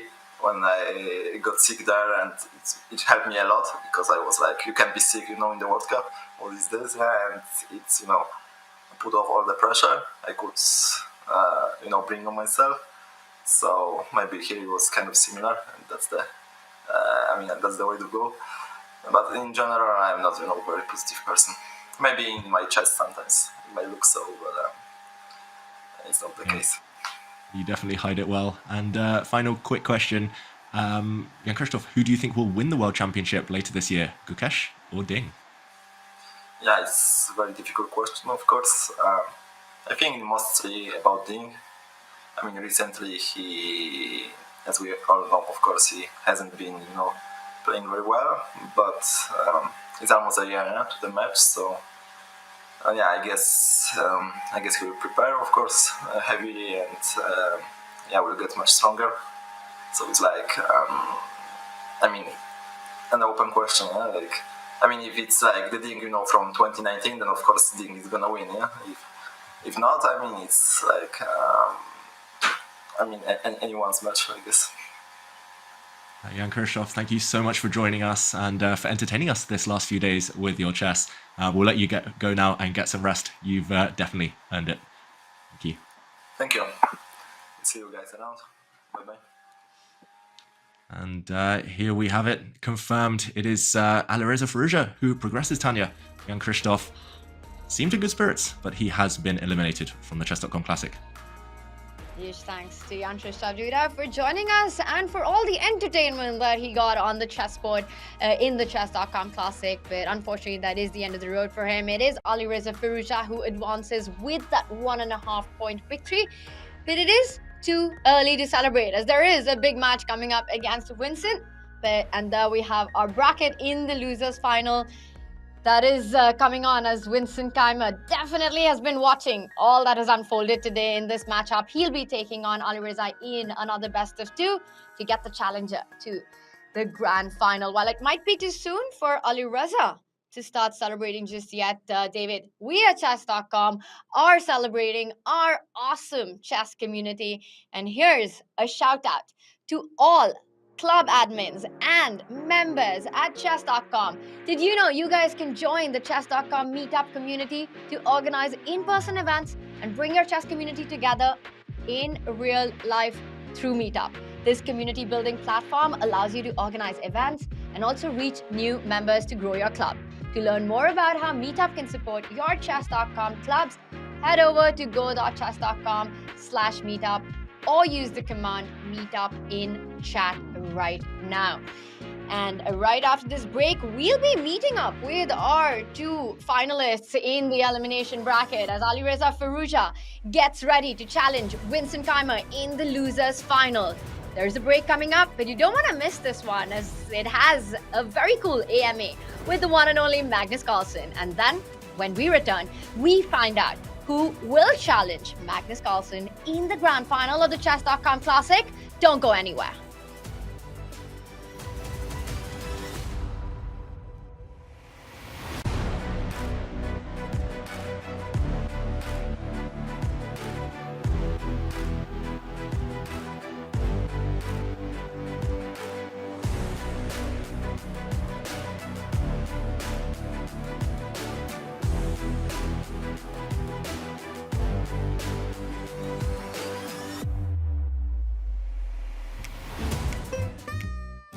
So Magnus, these are some questions from the Chess.com community.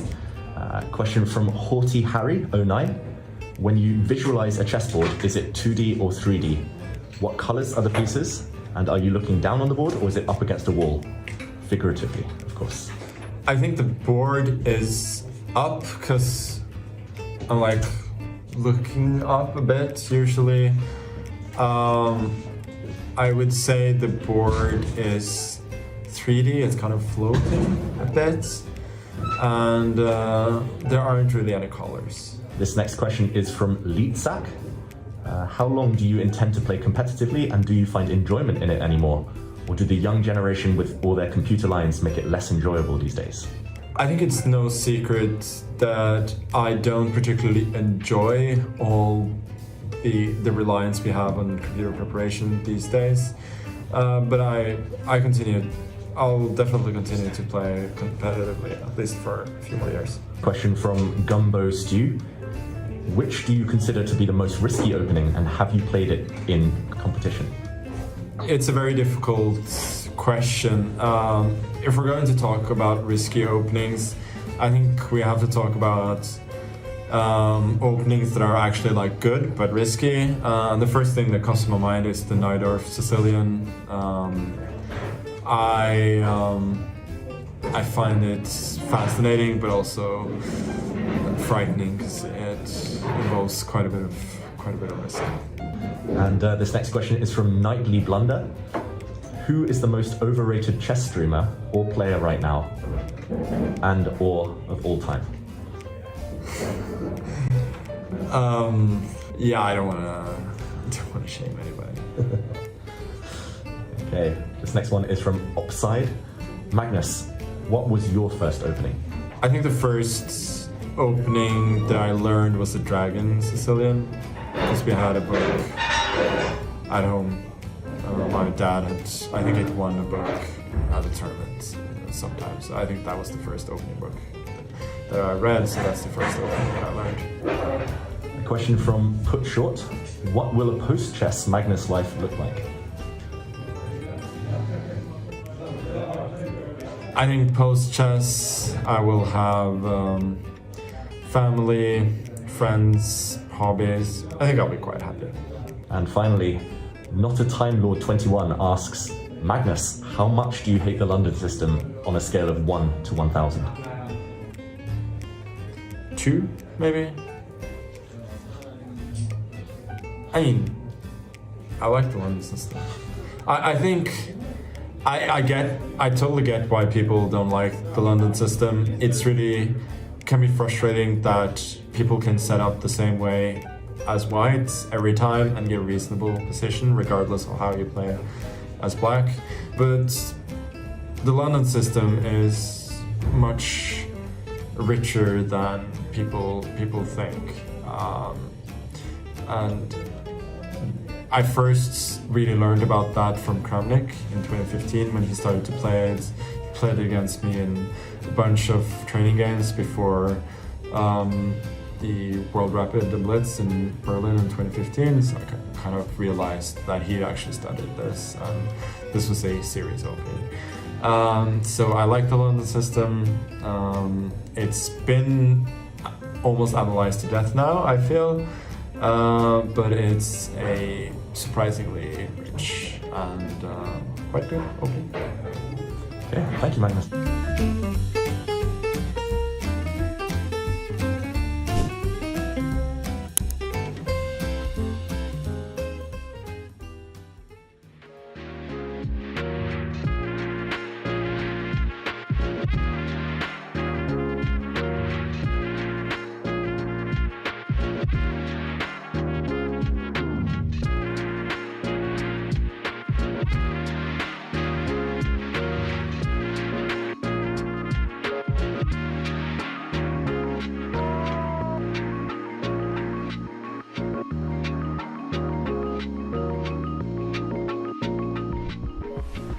With Chess.com. Going down the elevator right now. Someone's getting in, but I'm going down to the chess tournament. And it's going to be a big day. So you'll see me walking in there. But they're, at the National Open 2009 in Vegas. And we're going to see if how our buddies are doing in the tournament. Registrants are here. I'm not on the list yet. I'm still debating whether I'm going to do it. I'd be playing in the 2-day section, which starts tomorrow, and you play a bunch of games right in a row.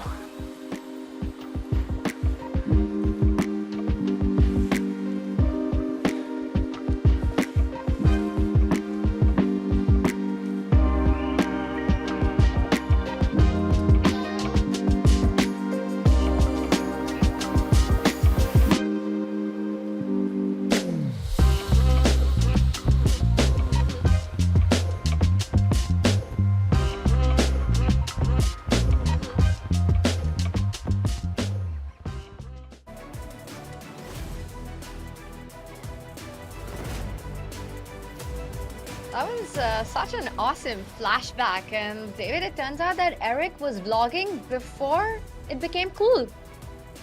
Well, times have changed, Tanya. We get very different views of tournaments these days, but it is impressive, like you say. I mean, in 2009, I'm pretty sure I was using one of those brick-like Nokias, so the fact that he was that tech savvy already, fun times, and great throwback. That was really cool to watch a chess tournament from back in 2009, and completely agree. Tournaments have come such a long way. And David, here at the Chess.com Classic, Alireza Firouzja has come a long way. He got knocked down into the losers bracket on the very first day, on day one. And he's been fighting his way through. And here he is in the losers final for that second spot to challenge Magnus Carlsen for the championship. And this is his last challenge there. He needs to overcome Vincent Keymer, a clash of styles, and look at that. They've never played against each other. How crazy is that, David? That's crazy. We should mention this is rapid chess. They have, of course, faced each other in other time controls, but this is so rare. This is a real anomaly at the top of world chess where we see players facing each other week in, week out, but these two somehow, by hook or by crook, have been kept separate. And yeah, Tanya, it feels like this is Firouzja's time to shine. He thrives in the losers bracket somehow. We saw the same exact storyline, deja vu, back in the Chessable Masters. Vincent, though, well rested. He will have been watching those games with a lot of interest earlier today. And he will be determined to stamp his mark and get a rematch against Magnus Carlsen. Tanya, predictions. Will it be well rested Vincent or will it be fresh Firouzja? I made mine at the start of the day, David, and I'm sticking to that. I think Alireza Firouzja, he's been on beast form since he knocked down to the losers bracket. And then today as well, the chess that he showed in that second game especially, holding an endgame just flawlessly. Vincent Keymer, of course, super impressive in his debut in the Champions Chess Tour Division 1. He's wanting to get a good win in. He's wanting that grudge match against Magnus.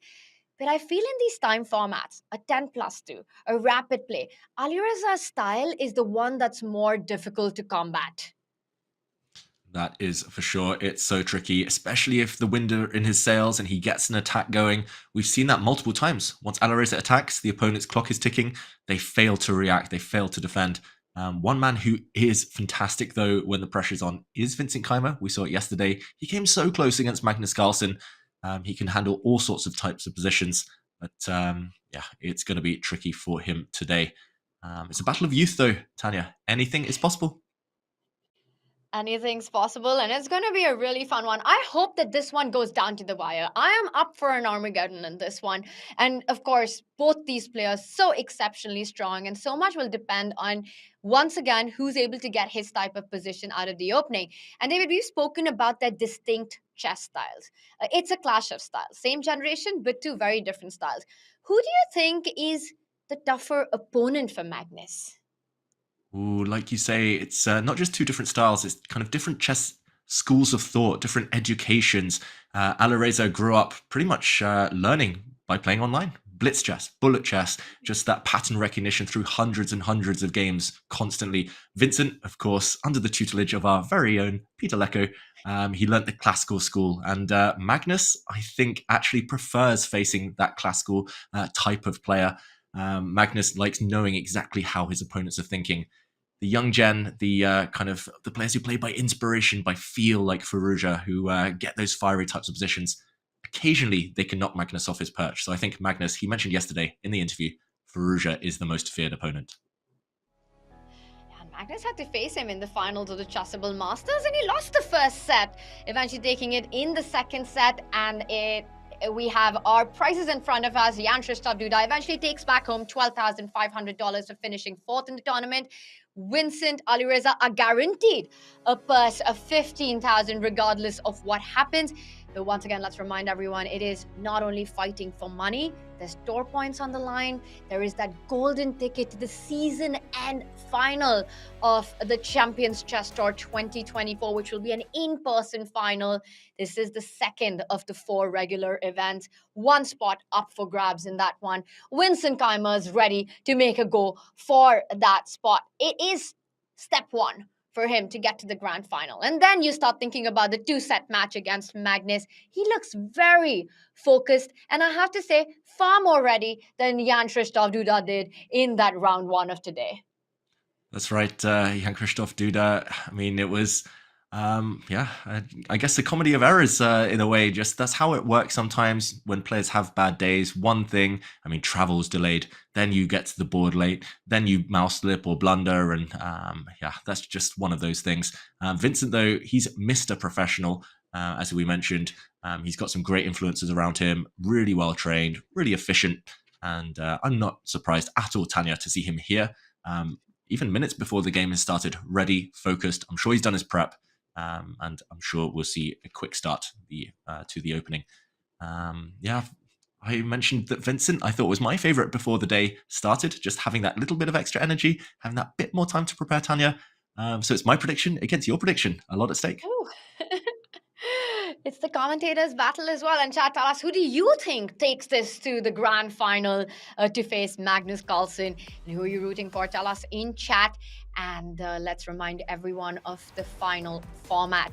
Once again, it's a best of 2. So very little margin for error. Players start with 10 minutes, a 2-second increment. 1.5 points wins the match. Winner goes on to challenge Magnus for the championship. The loser gets eliminated, goes back with $15,000. And we might have an Armageddon if the match is tied at 1-1. Vincent Keymer has been so impressive in the Chess.com Classic, losing only to Magnus Carlsen yesterday to drop down to the elimination bracket. He's been flawless in his own play, wrapping up matches with the best, including Jan-Krzysztof Duda, in just 3 games. His first 2 matches incredibly played there. Alireza Firouzja also finding his form and rhythm. David, I have a feeling this is going to be an epic battle, and it goes down to the Armageddon. We'll see, Tanya. We'll see. We'll see how the players start. First of all, knight f3 and b3, the Reti opening mixed with the cowboy opening. Alireza seems to be doing this game in, game out right now. And Vincent, as we expected, reacting in very classical terms. He occupies a bit of the center, a little chunk here with the black c5 pawn controlling the d4 square, and now gets ready to fianchetto his bishop. Tanya, quick question. To take or not to take? Ooh, he doesn't. I was going to say on f6.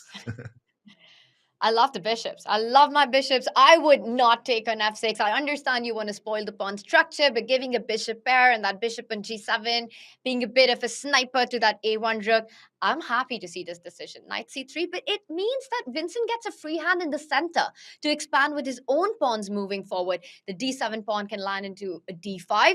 And so far, a bit of a cagey approach by white, David. Yeah, especially this last move. Things were relatively normal until this moment, but knight c3, this is something that top players rarely do. They like to put the pawns in the center, as you mentioned, Tanya. Now black has an option. He can play e5, he can play d5, he can pretty much kind of choose the structure. And normally with white, you are the one choosing. You start first, you control the center, or you kind of choose where the pawns lie. But knight c3 blocks the c pawn. Every time Firouzja plays this opening, his pawn seems to land on c4. So that is a bit counterintuitive. Also, if black moves the bishop, does he have a tactic in mind, Tanya? Is he going to play a move like knight to e4? I mean, I just don't see any other justification. Why else would you block not just your c pawn, but your beautiful bishop on this diagonal? He must have a really cunning idea in mind. That's a very cool point that you make. And you're obviously very happy to destroy black's pawn structure when you can trade off the dark squared bishops as well. And look at that. Vincent plays against it. He stops any ideas of a pain on the long diagonal, e5 on the board. Alireza, to me, just feels like he's prepared for this match. And David, it's quite a good strategy because Vincent's been waiting. He knows Alireza's pet Reti opening. He's been employing, probably well prepared with the lines that Alireza's been showing. But he switches it up with white, right? Alireza starts with knight f3, but then changes strategy. And it forces Vincent to think.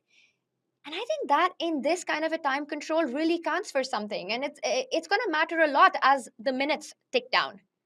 Definitely. He's already got a 1-minute time advantage on the clock, Alireza, despite the fact that Vincent was the one who chose this variation, who clearly spent the last couple of hours preparing his openings.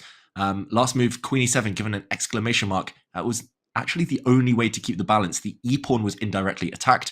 White was threatening to capture, remove the defender, and then take on e5. Black didn't want to push a pawn to d6, allowing the center to explode. But now black has to catch up with development. All of white's minor pieces are out, the knights and bishops, and white is ready to blow things apart. drop a bomb in the center, pawn to d4, surely now Tanya, or in the next few moves. The black king, if it gets to safety, I think Vincent is very, very happy due to having more space. So it might be now or never. This is really this is the opposite of that last game we saw between Firouzja and Duda. No endgame grind. This is just a real slugfest in the center. Great call by you, by the way. d4 on the board. Time is of the essence when your opponent is trying to complete development, and with the king and the queen lined up on the e-file, you want to try to open it up. And the blue arrow speaks. We see it, but David, e4, I also feel, is a very human approach. You want to keep the e-file blocked, and it is on the board. It's the move that's screaming to be played. That's right. The only move to keep the balance, but as you called Tanya, by far the most natural human move as well. And you definitely don't want to be facing any tricky tactics with pieces stuck on odd squares. But still some questions for Vincent to answer. Alireza's speed has been impressive so far, I've got to say, and threats are still on the board. You might want to take on c5 next. The e4 pawn is extremely weak in the near future. d5 might be something to watch out for if you're black right now. Yeah, these questions that Alireza is asking, it's really unorthodox, Tanya. There's no way Vincent could have prepared for this knight c3 idea, and it looks like it's caught him off guard a bit. Alireza, meanwhile, that's a boss move, sipping his water or his tea or whatever it is. He looks super confident. Absolutely. And I think he's got the kind of position that you want. He clearly has a great understanding of this opening, this knight f3, b3 that he started with so many times. We've seen him play this over and over again in online chess, especially. Knight d2 falls back. David, how much do you think Alireza is prepared for this? Because he first had to play Jan Krzysztof Duda, and then you think step 2 is Vincent Keymer.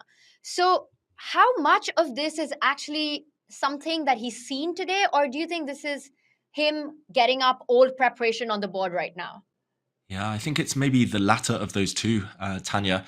Alireza was playing this knight f3, b3 stuff at the candidates tournament where things hadn't gone to plan. He was already having a bit of a tough time. Suddenly he switched to this knight f3, b3 setup, and he nearly took down Jan Nepomniachtchi. He got some really promising positions. He, I believe, beat Abasov. And wow, this is prep, Tanya. Look at this. Piece sacrifice. Not even a question anymore. Knight c4, double exclamation point. Giving up a whole knight. Wow. This is another level of prep. And we get our first brilliancy of the day, knight c4 on the board. David, I think we have to do a deep dive because this is a crazy position. Completely agree with you. You don't play knight c4 unless you know exactly what you're doing. What happens if black gets greedy? Because I see one check, but what's the follow-up?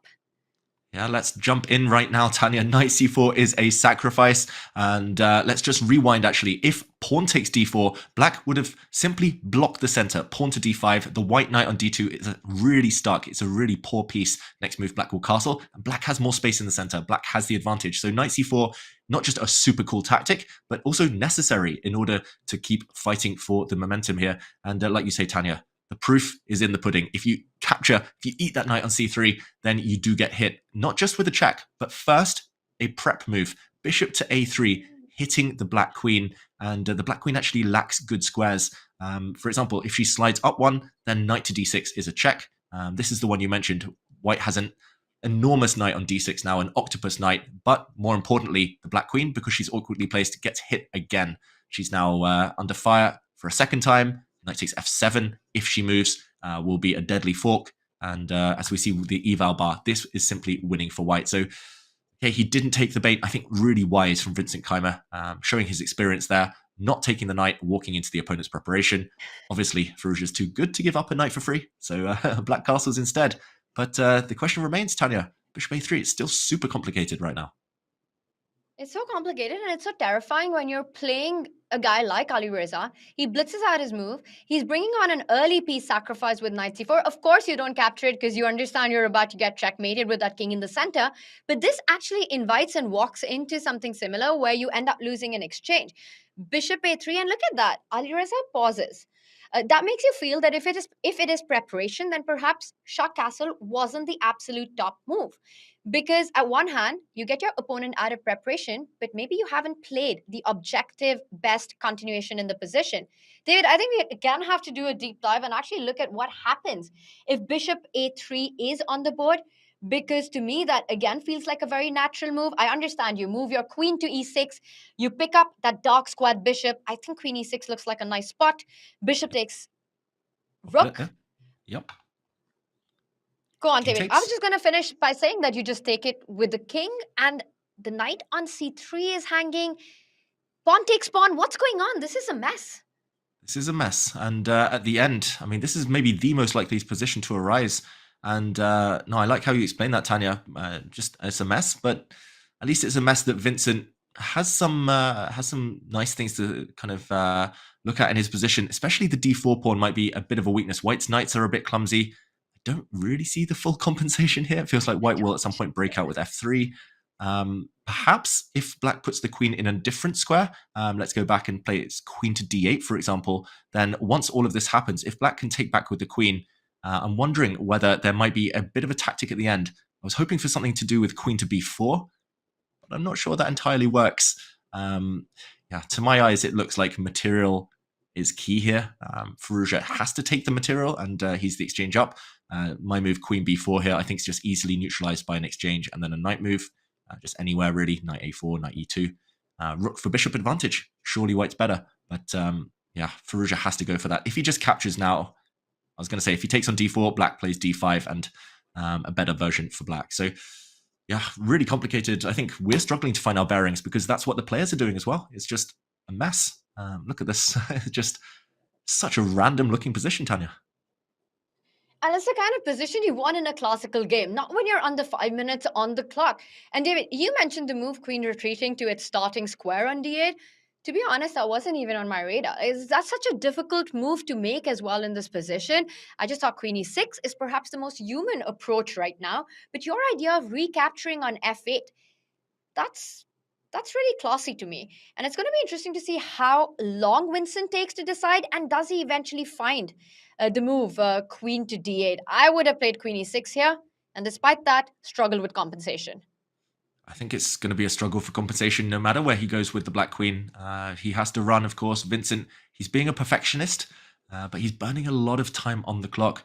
Yeah, he's dealt with the opening bomb quite well. The eval bar at least thinks so, but it's the type of position where if you don't find compensation and quickly with black, then you're just going to lose. I mean, it's as simple as that. It's going to be a simple maths equation. Rook for bishop. I mean, no big attack against the white king, no real kind of positional trumps. So Vincent, I understand why he's burning time, but he's being too slow. Firouzja, this is just a masterpiece. Opening prep, just so impressive, and it might be decisive. You know, we've been looking at queen d8, queen e6, and while you were talking, I just noticed that there's a third move in the position that at least doesn't give up the exchange immediately, and he plays it. I was about to suggest knight b4, David, but the bar shoots up. It's a mistake. Wow. I mean, I just got lucky there, Tanya. It wasn't on my radar at all. I didn't even see this move. But why is it a mistake? It looks natural, and actually this knight can be backed up by a pawn if need be. It is a self-pin, but as we learned from Ding's World Championship victory, self-pinning sometimes a decent idea. What could White be playing here? Why is this a bad move? Because the moment I saw this as an option, it's the move you want to make. You don't want to give up that exchange on f8. Mm-hmm. It's a mystery. It's a mystery. And I think Firouzja will try to show us at least. I mean, I don't see any way to take advantage of the pin yet. Maybe it's just a long-term thing that the computer sees. I'm not sure which way White will recapture this pawn. It looks like both are viable options. This is quite attractive for Black, though. If you get a move or two to play a6, White's bishop is actually stuck for squares. So this one could really spin out of control for both sides. I mean, we're only at move 11. It's rare to see players so low on the clock at this stage in the game. Queen takes d4 played, and instantly from Vincent, d5. And Tanya, the blue arrow, knight to b6. This is the computer. This is not us. But apparently, that's by far White's best move right now. Leaping out the way in order to attack the b4 knight. One sexy move. Knight b6. David, I love it. You want to attack that knight on b4, but you want to do it in the most powerful way. How is that? You attack another piece. Knight b6, I think that once again forces Vincent to give up material. Do you think Vincent missed this? Because it's an easy miss. It's an easy miss. At first, I was going to say it's never going to happen. It's a computer move. But the more I look at it, the more I think, actually, It's very kind of very logical. First of all, the knight is attacked. You know that you'll be attacking the black knight no matter what once you move your knight, so you might as well gain time. It's a forcing move. That's what the top players look at first. But it gets so messy. I mean, there's going to be pieces hanging all over the board. Knight takes c2 is something to think about. Counterattacking against the white queen there. And then you have to do a bit of a material count at the end. Either Vincent's missed this or he's evaluated it really well and really deeply. There's always going to be knight jumps out the way as well. The black knight on f6 moving and a hit on the white queen. I mean, you need 3 hours to calculate this, Tanya. You don't need 3 minutes. This is crazy stuff. This is what we want with rapid chess. This is what we want with rapid chess. And also, every option is a high responsible option. You could be lost if you make one more inaccuracy. You could be down big material on the board, and Alireza goes for it. He finds the best move in the position. Knight b6. Vincent Keymer has to be precise, and he's already touching the 3-minute mark, and the questions have just started. Yeah, we'll learn a lot right now, Tanya, about Vincent's mindset, but also whether he had spotted knight b6. If he moves quickly and continues, then he has a chance in this game. If he now tanks for 2 minutes, drops down low on the clock, and doesn't find a good solution to this attack on his knight now, then I think he's doomed. Then I think there's no chance of a fight back for black. So he needs to act quickly, decisively, but it's a double attack. Hit on the rook, hit on the knight, and this skewer, it keeps recurring. It keeps popping up again and again. What is black's move? I would be calculating knight takes c2 right now, but not with a lot of confidence. Where to even start? Taking this knight just looks like it loses material for free, Tanya. Exactly. And the reason you're not feeling so good about knight takes pawn is that white simply picks up the queen and is the first to get to the rooks, right? You'll have the option to pick up the a8 rook as well as the f8 rook under fire. So it starts, I was going to say it starts getting messy, but mess is already on the board. It's absolute chaos. Knight b6, now he's touching the 2-minute mark. You can see the panic on Vincent. He knows that this is the moment. He either holds on to fight or he's going to be dead lost if he chooses the wrong move. Exactly. I mean, that's what I said. Either he'll have spotted this and play instantly, or he'll go into the tank for a long time because it's such a mess. There's no in-between here. It's, I mean, ultimately, he might just have to be practical and play a move. Like, maybe just take this knight now and then just move the queen out the way and accept that he might lose some material, but the game goes on. But, yeah, the more time he burns, the less likely he is going to be able to navigate his way through this labyrinth. Okay, question, David. Okay, if you pick up the knight on b6, a takes b6, bishop takes knight, is that any kind of compensation? Because I'm relying on giving up an exchange and hoping you'd help me find a good spot for the queen. My point is that bishop on g7 looks like a beautiful piece to me, and I've got threats of my own along the diagonal. Yeah, I took with the king, and the bar, of course, creeps up. I'm not sure which way black should take back, maybe with the queen instead. And the bar creeps up again. What a position. Oh my gosh. I mean, surely you don't take with the bishop. Probably that's what the computer wants, but bishop c5 in the air. I think you wanted to kind of exert some pressure on this diagonal, but Vincent does the same. If we go back to the game, he plays something even more crazy, Tanya. How many pieces are attacked right now? Literally, white's queen attacked, knight attacked, rook attacked. He plays queen takes b4. This is the live position now. And, I mean, unpick this mess. This is absolutely crazy. So if black was to take the queen, white captures back, and you might just have the time to pick up that knight on b6 because you give up the rook, David, but the knight on c3 is hanging. And maybe we can just quickly show that concept because I want to see if the bar jumps up after pawn takes knight. And look at that. The bar jumps up already after the queen trade. The bar jumps up, and I think there's multiple reasons. Firstly, this pawn might be hanging. If you just take this pawn now, yes, you might give up some material in the corner, but right now, white is actually down the exchange, but this is attacked. There's going to be all sorts of knight jumps. Black rook in the corner, pretty much trapped as well. Wow, let's catch up because this is just going to continue getting crazier. We could analyze this for hours. Checkmate in one, threatened. Very subtle. Pawn to h3 stops that, and only now does he take back. So at least he saved his rook, Tanya. Really clever from Vincent, but he's given up his knight. He wants to counterattack if that knight is captured, threatening mate on h2. What a game. I mean, this is, this is going to appear in exercise books for years. That's for sure. Calculation books. This is the kind of position you want for your training. You know, just put unlimited amount of time and sit and look at all the variations.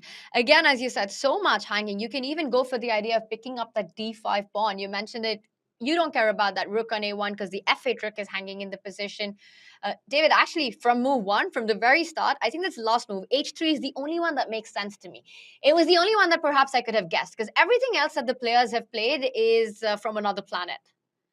You're right, Tanya. Ever since White played knight c3 in the opening, we sensed it. It was going to be a bit weird. It was going to be a bit wonderful, a bit wacky. But yeah, I don't think we've predicted any of the moves. Maybe one, like you say, h3.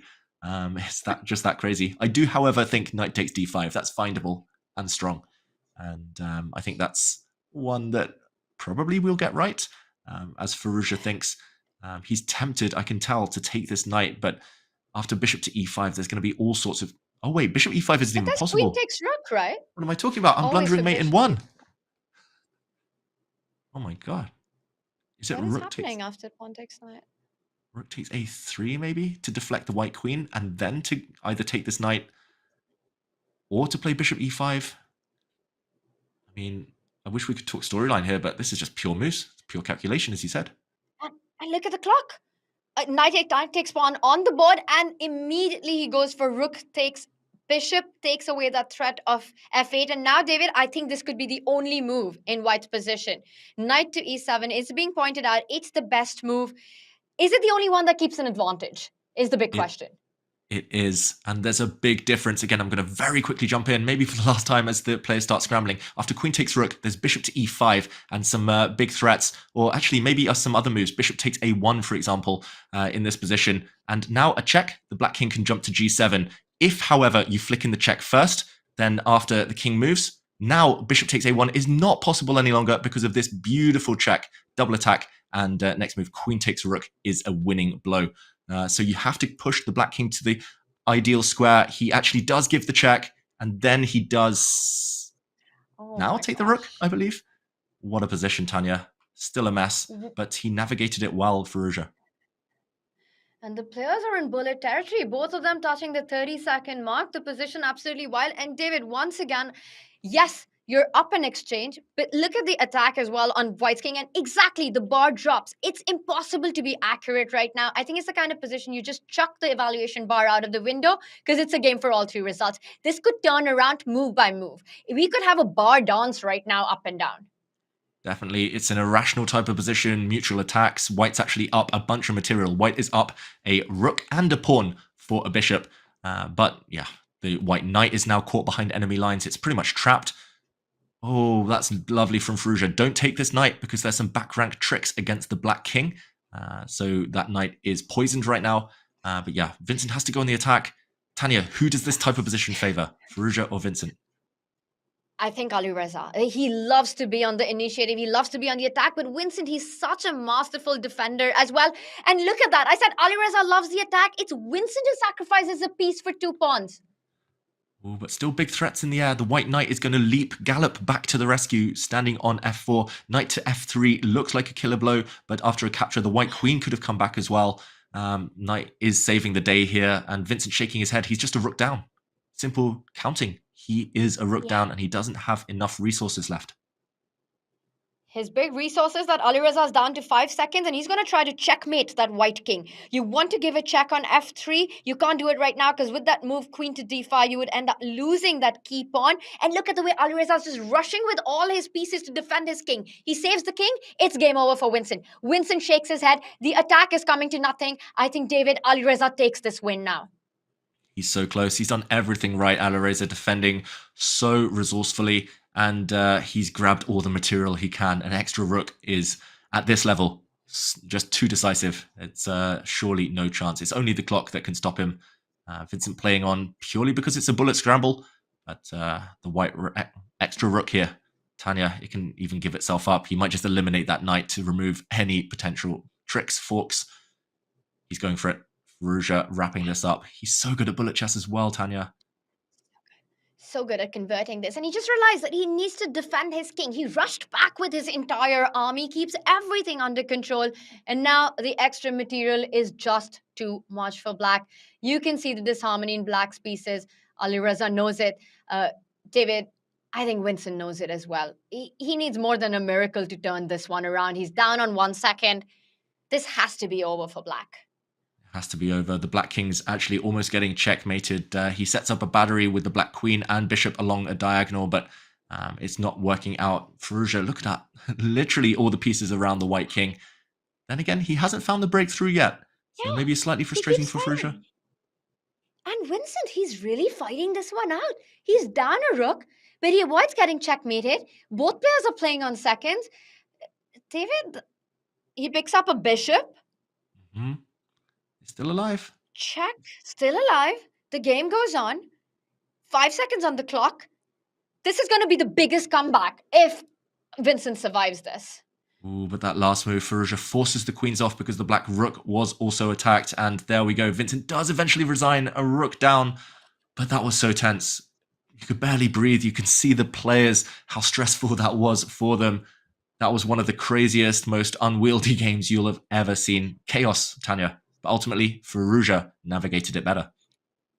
Absolute nail-biting stuff right there. Even down a rook, the way Keymer kept the game going, putting the tension on. David, incredible fight there. And what chaos starting from early on in the opening, but chaos seems to suit Alireza just fine. He takes the lead in a mini 2-game match. Vincent Keymer has to win on demand to take it to Armageddon. David, that was a crazy fight. And the good news is that you know that you had your chances. It was an up and down battle, and you didn't get completely destroyed. So Keymer's still in the fight. I think he can still do this. And he starts with the white pieces. That's the good news. There's still, as you say, lots of good news for Vincent Keymer. He's still in it. There's one game to go. He gets white. And that last game, the problem was he ended up forced to fight hand-to-hand combat with maybe the trickiest player out there on the scene and one of the quickest hands in the West, Alireza. Firouzja, so good on the mouse, especially in that bullet scramble. So for Vincent, he was forced to fight on his opponent's terms. This next game, he needs to restore some balance, maybe hit Firouzja with an opening surprise this time. He's still alive, but he will need to be accurate and will need to show some resolve now. Alireza Firouzja showing his bullet skills. He is a bullet beast and how accurate he was. And we've got another bullet beast joining us. It's Daniel Naroditsky with all the action from Division 2 and 3. Another masterclass by Daniel coming up. Take it away. What is happening? Who takes the other divisions, Daniel? Well, I want to spotlight this match between Karthikeyan Murali, who defeated Magnus Carlsen recently in a classical tournament in Qatar, and Tuan Minh Le, known to internet denizens as Wonderful Time. Murali wins this match and advances to the losers final against Niels Grandelius as a result of his excellent play, Tanya and David. And watch how he did it in the second game. It was a Lopez, and Minh Le jumps into the attack here with the move queen to h4. Murali punishes it so nicely and so accurately, as you can see. 99.6% accuracy, not a coincidence. He simply takes on c6. And then it gets scary, knight to f4 by Minh Le. f3 is an excellent move. The idea is to protect the g2 pawn so that queen g5 no longer comes with a mating threat and that white can simply withdraw the king to h1. Instead, Minh Le activating his rook. Murali does the same, and the critical moment comes a couple of moves later. Knight h3 check, king g2, queen f6, and watch how Murali disarms the remnants of the attack with this brilliant move, knight e7 check. The idea, rook takes c7, runs into knight d5, and you can't even try to get a bunch of stuff for the queen because the knight captures the queen with a check. Minh Le was forced to retreat the king to h8. This allows Murali to jump in with the other knight to d5, liquidate the attack by removing the bishop, and now another excellent move, rook to e1, ignoring the fact that the knight on f5 is hanging. That is because if you take that knight, your king will be hanging after queen to e8 checkmate. So Minh Le had to drop the rook away, and another brilliant move to set up the threat of queen e8 with checkmate. And knight takes h6, a fourth brilliant move, taking the material. Murali ends up winning this game, winning the match and advancing to the Division 3 losers final, where he will take on Niels Grandelius, who I spotlighted in my previous game review. Lots of great action in Division 2 and Division 3. Make sure to check out Kostya and Jules Gambit's stream as well. Tanya and David, back to you for more excellent coverage of the top division. Daniel, that breakdown was awesome as always. So instructive, so entertaining. I don't know, man, how you do it, but before you go, I have to ask you, who do you have for this match? Who's going to play against Magnus in the grand final? Well, just looking at this incredible display by Alireza Firouzja, I'm going to have to go with him. Listen, he gets under a lot of scrutiny, but he always seems to show up in these rapid and blitz time controls. And, you know, I got to support my fellow bullet demons. We got to band together, safety in numbers. So I'm going to have to go with Alireza Firouzja. I got to ask you, who's leading in the epic bullet fight between Daniel Naroditsky and Alireza Firouzja? We've had this long intermission, and I'm just going to go on record and say that I'm throwing out the gauntlet. I'm, throwing the handkerchief down like they did in the old days. Alireza's got to hop back on for more of the 30-second D-Gen matches that we used to do. Maybe he'll want to celebrate his victory in this tournament, but we'll see. To be continued, Tanya. The challenge is on and out there for Alireza. For now, Daniel, he's got a big one coming up, the final rapid game. Thank you so much for that breakdown and sharing your thoughts. We'll see you soon. See you soon. I'll be on tomorrow to commentate. Great job, you guys. And I'll be watching this pivotal game. Take it away.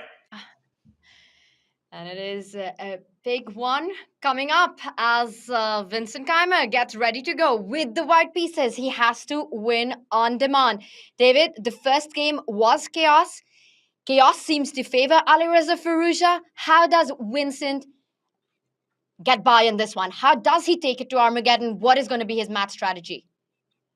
Well, first step, don't get hit in the opening with any craziness. Second step, keep time on your clock. If it becomes a bullet brawl, as we were saying just there, as Daniel was mentioning, Alireza, he's almost peerless.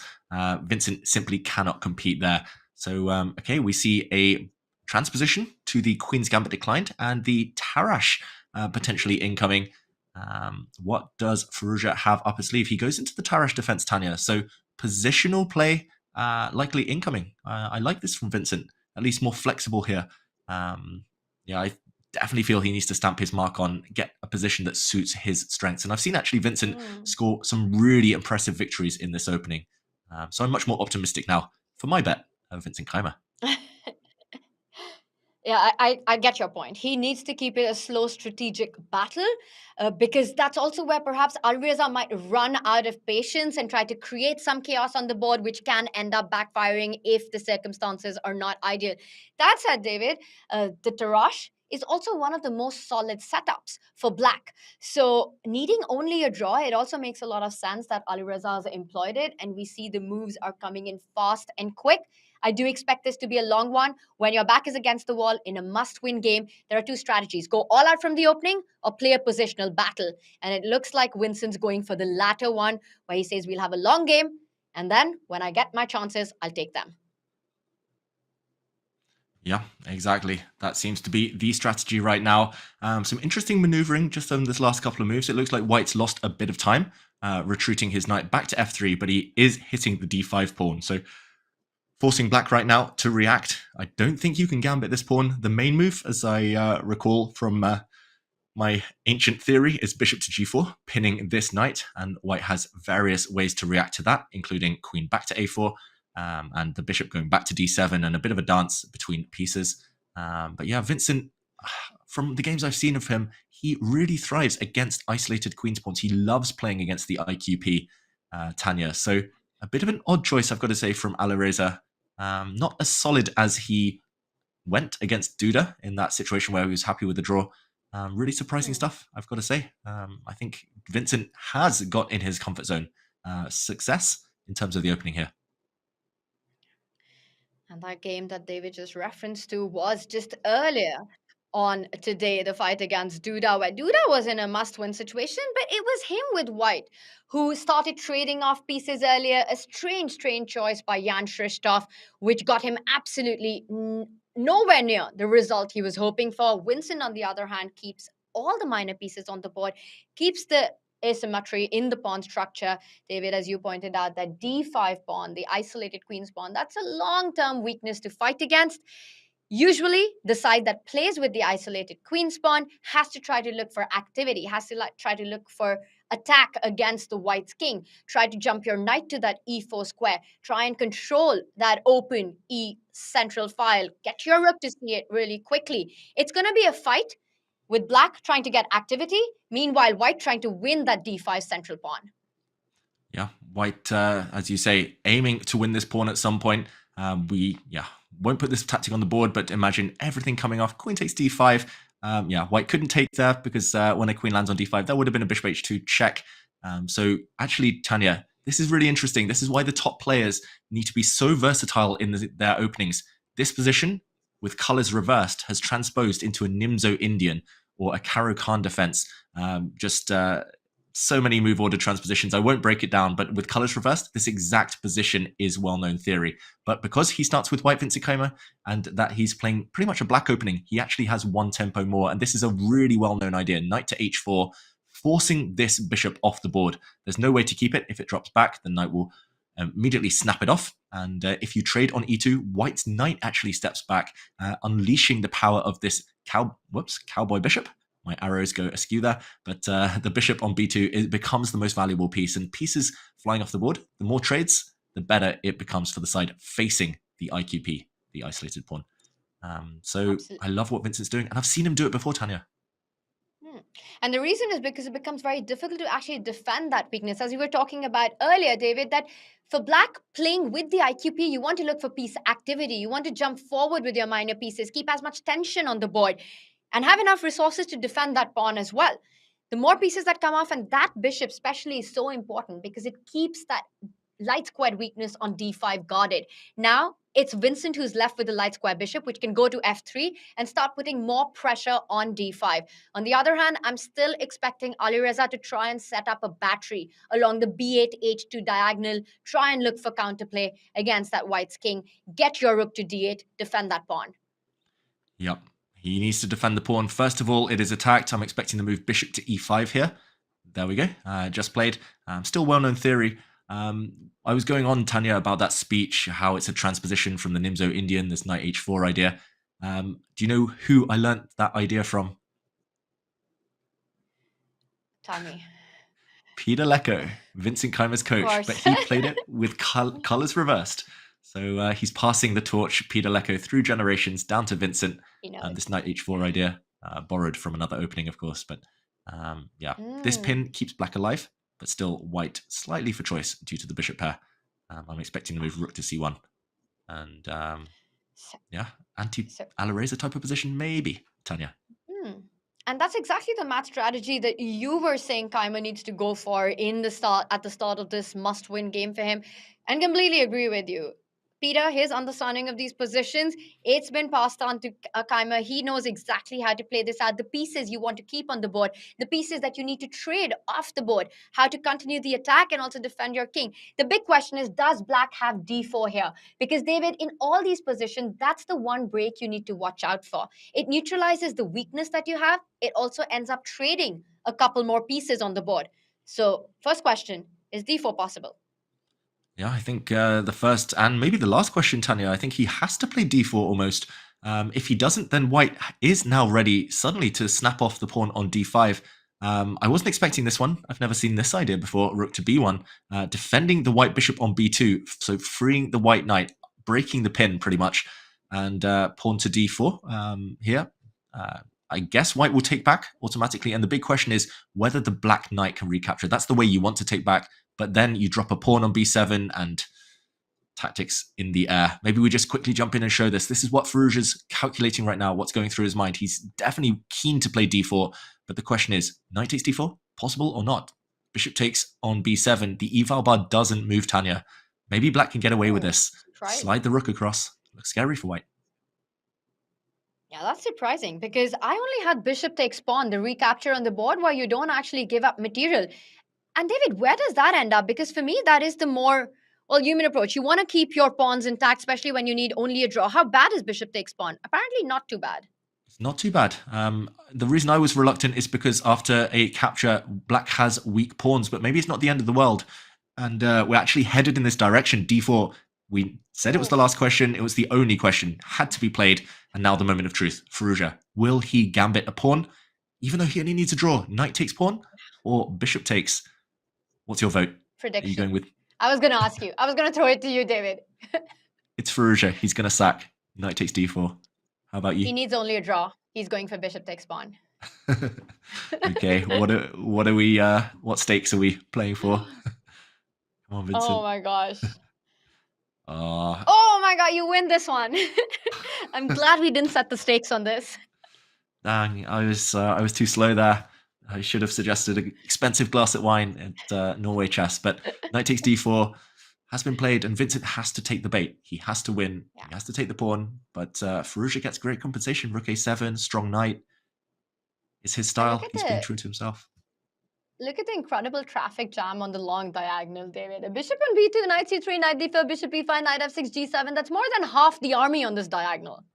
Yeah, if only white didn't play rook a1. If you just put the rook back on a1 and black plays king on h8. Oh, well, maybe later in the position. But you're right. I mean, this connect 5 almost. This is a bit crazy. Promises tactics. What's Vincent thinking about, though? You have to win the game. You have to win the pawn to start with. There also is no other alternative that I can think about that keeps up the pressure, right? You need to imbalance this one way or the other, and he goes for it. Bishop takes pawn on the board. The clocks are pretty much level. So, David, what is going to be the compensation here? Because I believe the bishop just falls back to f3, and there you have it. Good call. Double up on the d file, setting up threats. The compensation lie with that knight on d4. And the blue arrow appears. Not the most natural move for me to have on my radar, David. Yeah, rook to e1 just calmly improving. I guess it is really scary right now, especially when a rook lands opposite the opponent's queen. There's going to be discovered attacks, discovered checks. So, like you said, rook to e1, staying calm and not reacting. That was difficult. But knight to a4 instead from Vincent. He's saying still no threats. He just wants to eliminate this powerful knight in the center. And even there, black would have great compensation, I must admit. Opposite color bishops, and black would establish a monster in the center just by taking back with his piece. But yeah, I understand Vincent's idea. Knight into c5 incoming as well. Firouzja feels like he has to be quick. He is a pawn down, so if white's going to suffer, he might as well suffer for something. Vincent is going for the win, and this is how I play chess, Tanya. I just get greedy, I take a pawn, and then try to survive. I don't know how to attack. I just try to do it the accountant's way, they say. But do you think Vincent's going to be able? I like that strategy, especially in this kind of a match situation, because black still needs to prove compensation for several moves ahead. It's not going to be completely easy to neutralize this white's extra pawn, so you have to keep playing for activity. Knight a4 has been the move by choice, so setting up some ideas of further knight jumps.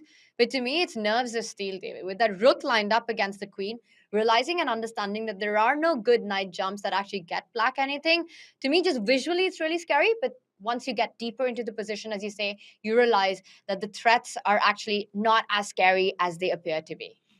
Yeah, black can actually win the white queen here, but it's too much material that you lose in the process. Talking of those knight jumps, look at Firouzja on the camera, Tanya, leaning back, head in hands. He's calculating. I just want to mention, knight e2 check does pick up the white queen, but you lose too much material in return. Queen takes knight because the queen was attacked. You can drop your bishop out the way as well. With a check, discovered attack, but then the dust settles and we realize that we've given up 2 pieces and a rook. Way too much material for the queen. The white king will be super safe when it slides back as well. So that didn't quite work. Firouzja, though, in the tank, he's a minute and a half down. And he definitely looked frustrated on the camera there, Tanya. Yeah, he did. And he's got to be quick. He's got to decide what to do right now. I mean, I'm trying to understand really quickly with all the knight jumps, because wherever you move with your knight, right? Like you said, you can't really win the queen. You end up actually in a lost position in that line. Knight b5, knight f5 seem like the other 2 obvious squares. But I think the point is that once white sidesteps with the queen, and it could be to c1, because I think queen c2 runs into rook to d2, and you never want to allow that. The queen comes on into the c file. You're going to end up trading bishops. And my question to you is, David, who does that trade actually benefit? Ooh, good question. I think tactically it might benefit black, but long-term it benefits white just because, again, you're a pawn up. Exchanges, trades get you closer to safety, get you closer to a winning endgame. So I think Firouzja's thinking long term. He's purely calculating right now. He would love to pick up the black queen and kind of plant her somewhere more active like f4, but it takes a while to get anywhere with the black queen. And Tanya, on the clock, it's getting really kind of dramatic suddenly, down under 3 minutes. It's like role reversal. This time it's Firouzja out of his comfort zone, pawn down, and struggling to keep the game alive. He does indeed try to improve his queen, but she's not going anywhere anytime soon. That's a bit of a mysterious one, I've got to say. But an interesting decision, right? Because you keep the pressure on the board. Like you said, trade off the bishop, ease off a little bit. You need only a draw, get some pieces off the board. But this just keeps all the threats on the board. And I think it might be time for white to start thinking about how are you really improving, because that queen from a5 takes away that knight c5 jump that you earlier highlighted. The queen from d1 can't sidestep from the d file because knight takes bishop would be a massive, massive threat. And if you go bishop takes knight, black is anyway happy, planting now the bishop on the d4 square. Yeah, I think I would be too tempted here to just trade off the knight. It looks so strong, so scary. There's still no threats. But as you say, bishop takes, the black bishop will recapture on d4, and suddenly the black queen will kind of switch her attention over to the king side. So, yeah, I do see actually the idea behind Firouzja's last move. It does beg the question, what next? So if white were to just play a move like rook c1, improve that rook, are there tactics in the air there? I kind of want to threaten rook c5. Vincent, suddenly he's burning clock. I mean, this is so tense. This feels like the position's going to explode, Tanya. It's guaranteed. It's just a matter of when. And I want to point out one natural move that could land up in tactics is placing your own rook on the open e file. Rook to e1, the queen from a5 suddenly has a sneaky little eye on that rook, David, and it works out to perfection. I think you just pick up the bishop with a check. Knight takes bishop, queen takes knight has to be played, and then suddenly another discovered check. Bishop to h2, I think has to be the move here. Yes, and king takes bishop. You pick up the rook and you lose material. So you just have to be very careful in these kind of positions, because it requires precision. With the queen lined up against the black rook, the e file not possible to be taken, the c file you can't really move to. A lot of pieces are kind of loose for white right now. Yeah, it's a really weird position where you kind of don't want to touch anything because black doesn't really have a threat, but you also don't really want to sit still, and it's not clear how to improve your position. I mean, it's like both sides are just waiting for the other one to take action, and king to h1. Very logical move, stepping away from all those checks, Tanya. But if a black queen ever lands on h2 now, it's just deadly, game over. So you've got to be slightly careful. The king on h1 not entirely safe still. I love that arrow that just went wonky, because that shows that it's not that easy to actually get to h2 right now. You'd have to set up the battery, but the bishop also needs to remain connected to that knight to d4. So not possible currently to fall back with that bishop. David, actually, I really like this last move. We were struggling to find a move for white. And like you said, you want to sit still, but in chess, you can't. You can't pass. You have to make a move. King h1 really helps white's cause, because you're walking out of knight takes bishop as a check, and any of those discovered checks on h2 as well. Alireza does anyway pick up the bishop, picks up the other bishop as well. Pieces are off. He's also trading the rooks on the board. Does that surprise you? Wow, yeah, it really surprises me, at least kind of from a long-term point of view. Trading all these pieces really helps relieve the pressure on white's position. That being said, he's got tactical ideas in mind, and it's about entering the second rank. There we see white kept the first rank covered. We saw a trade of one set of rooks, but white's knight is terrible. White's knight stuck on the rim, looking pretty dim, and the a2 pawn is hard to protect. Watch out as well. The white king being on h1 is not helpful because the f2 pawn often a big target as well. Tanya, I think a really good decision in terms of playing for a draw, but unexpected. This is actually Firouzja, I'm going to say close to top form, where he just is able to calculate his way past all of these basic factors like material.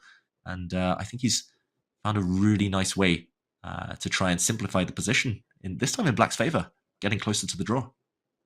I think Firouzja was about 7 years old when he got past the concept of material, David. That doesn't matter to Alireza as long as he's got the activity going. And we see all that activity. You mentioned the knight on the edge is going to fall off the hedge as well. So whatever rhyme you take on, you know that that knight really needs to spend some tempo getting back into the game. It's not that easy, because even on c3, it can come under fire. If you fall back knight to c3, yes, you defend the a2 pawn, but rook c2 ideas start asking more questions. David, I have a feeling that black is about to restore the material balance. I don't really see a happy way to defend that a2 pawn? And do you have time to go a3? Is a3 a possibility, just trying to hang on to the one thing that's going for white right now, which is the extra pawn? Yeah, I think a3 is very likely to appear on the board. At least you slow black down. If he wants to go grab that pawn, it will take him a bit longer to do so. The problem is the black queen might centralize herself. And I'm looking at a sudden counterattack. Knight e4 into f2. White's pieces are so stranded, especially the rook, especially the knight. White's king doesn't have too many defenders around it. So, look at the clock as well, Tanya. We said one thing to avoid. There we go. Instantly queen e5. Practical from Firouzja. The one thing to avoid for Vincent was a time scramble, but he's stuck there now. There's no running away from it. It's bullet chess pretty much. And it's the kind of position when you're under 1 minute, you want to be black right now because the piece activity means so much more than the extra pawn, which is far away off from being a passer right now. A big threat to be dealt with. Under 45 seconds, he needs to solve this problem. And what he really wants is that knight from a4 to magically transfer itself to the king side. But it's not possible. Rook d1 coming on, trying to trade off. I still think you could trade the rooks and still jump to e4 and have enough compensation in that position. I agree, Tanya, but it's not his style to trade off an active piece for a passive one. He's got to be slightly careful now, black, about some back rank checks, but the king's safe enough on the h7 square. He's keeping his rook alive. I also like this one. Maybe it's time for white to just return the pawn, return the knight back to the center, but suddenly level material feels like a draw is the most likely result, and Vincent, that is not enough for him under 20 seconds. Oh, what's he going to play? How's he going to keep this pawn alive? Maybe b4? Oh, it looks scary. Knight's coming in. Vincent with 10 seconds. Vincent wincing right now. Knight d4 is coming in. He stops it, but that comes at the cost of a pawn. Rook takes pawn, does regain the material. The rook is attacked. He does pick it up. b3 also under fire. g3 trying to block things out. But can black actually pick up the b3 pawn, David? Is that hanging for free? Wait, why not? He's just hung a pawn. I don't see it. Why not just rook takes pawn right now? Has he got some tricks on his mind? Has he got some tactics up his sleeve? He's just a pawn down as white. And he's going for checkmate. Wow, Vincent Keymer. He's going to try and trap the black king from behind, but the king runs. Really nice move from Firouzja. Exclamation point. King g6 incoming. He's safe. The king is hiding in plain sight. And look at the bar. Tanya. He's doing everything right, Firouzja. He's going to win. He wins on time. Amazing stuff. The king is super safe, and that's it. Vincent Keymer flags Alireza Firouzja with a clean sweep. 2-0. He goes through to the grand final of the Chess.com Classic. Unbelievable performance. He has the same narrative as he did in the Chessable Masters. He finds himself once again facing Magnus Carlsen. What a performance by Alireza.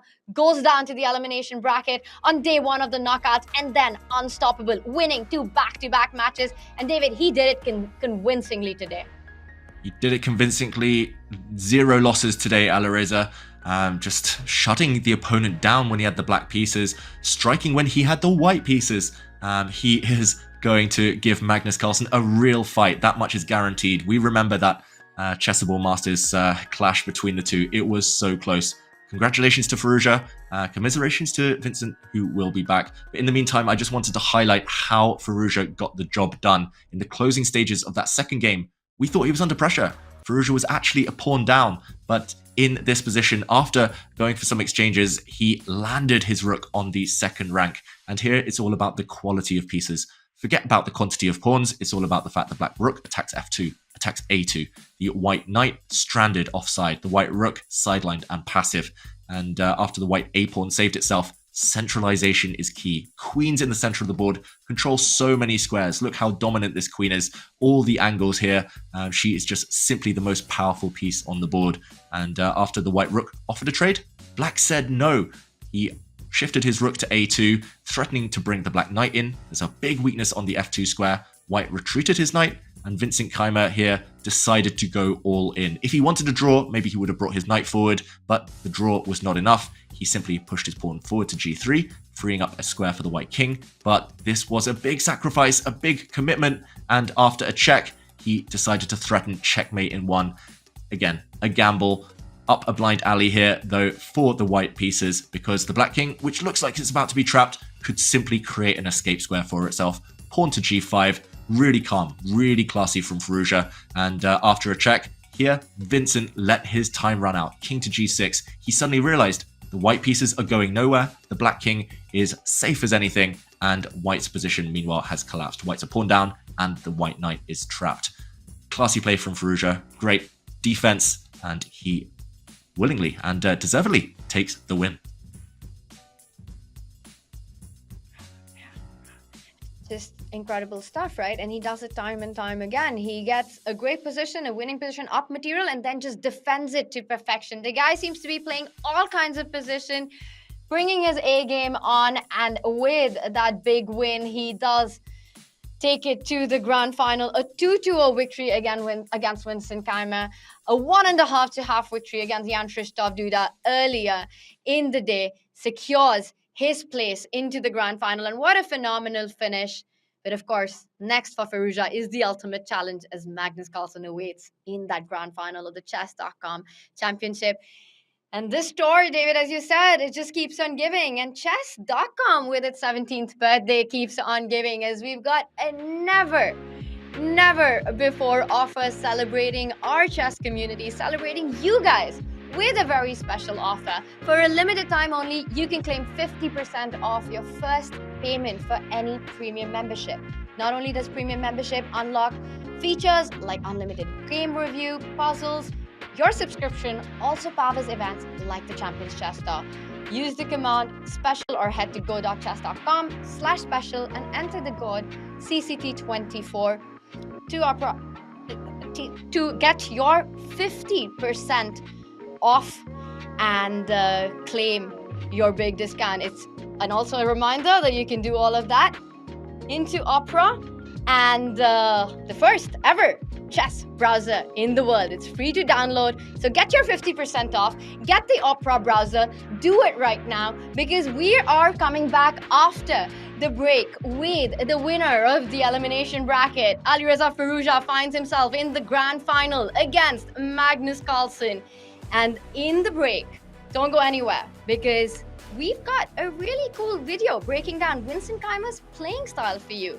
And as you're watching it, also leave your questions in the chat for Alireza. We'll be back in just a few.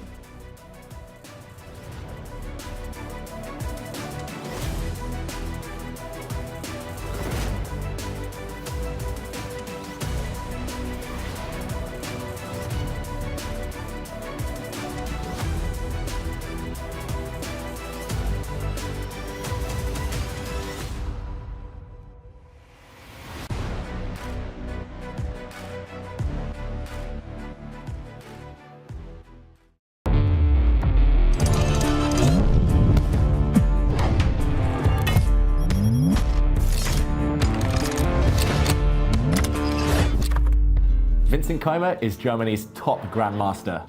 He may be young, but he's extremely strong, and with a great chess education, with his coach Peter Lecko, you can guarantee that he knows his stuff.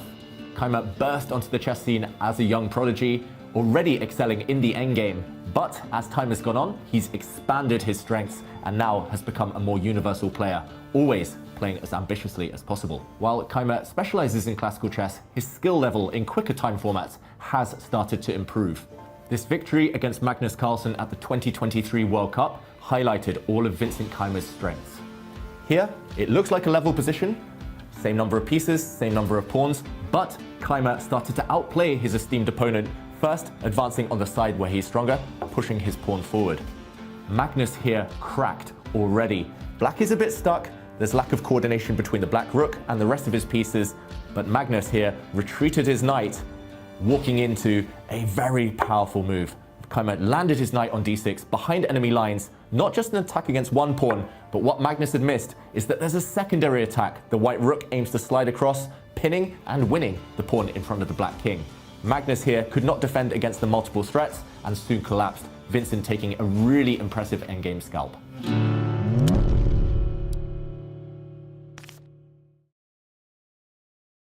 Want chess on the go? Check out these essential chess apps. Turn your phone into a chess clock. Improve your game. Find a new challenge. safe place for kids. Fun and adventure. And of course, play. Learn more at chess.com/apps. Ready to take your chess to the next level? Now through May 15th, get 50% off any Diamond, Platinum, or Gold Chess.com premium membership. That's unlimited game review, unlimited puzzles, unlimited bots, unlimited lessons, and no ads, all at 50% off. Go to chess.com/special and enter code CCT24. Discount applied to first payment period only. Existing premium members are not eligible for this offer.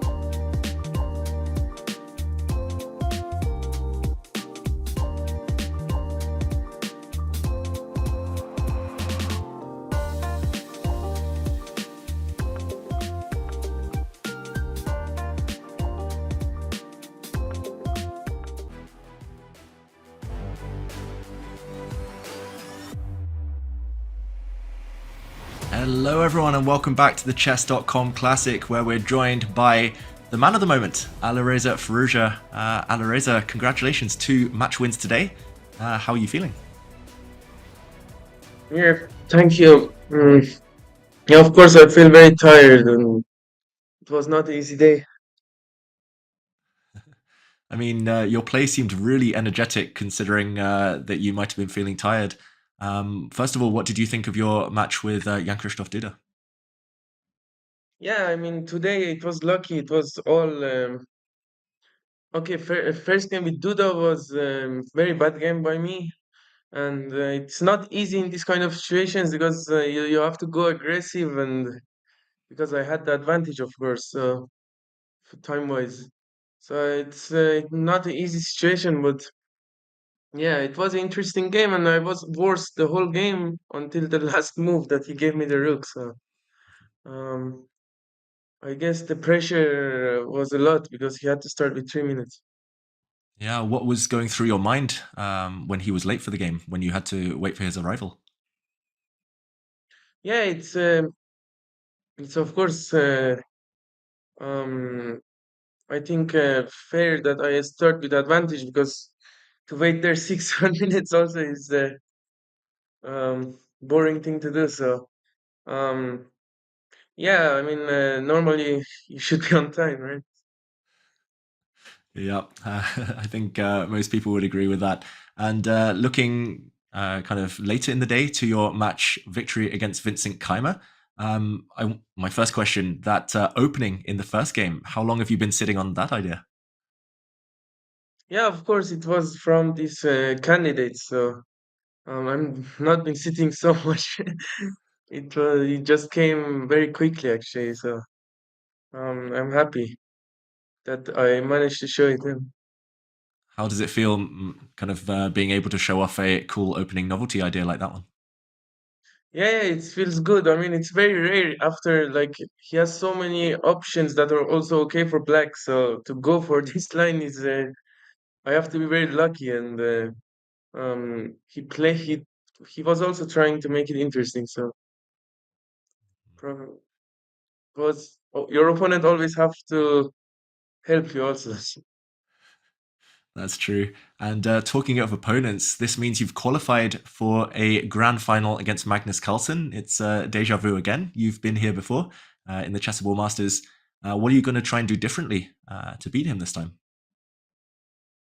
Yeah, I was very tired after the reset, so I will try to keep some more energy. And but of course, it's not easy because I have to win the match. And yeah, of course, it's a very big advantage for Magnus, of course. Mhm. But you get a rest day, which will no doubt be a bonus. And what will you do with the time that you have to prepare for him? Yeah, I have to prepare a lot of openings and try to stay sharp. So I have to not get too away from chess. So I have to keep my mind sharp. Okay, Alireza, and yeah, you deserve some rest. But just before we let you go, some quick questions from our community. Bored Without Pieces asks, Alireza, were there any games in particular that inspired you to experiment with this knight f3 and b3 system? No, it's just out of desperation. There is no inspiration behind it.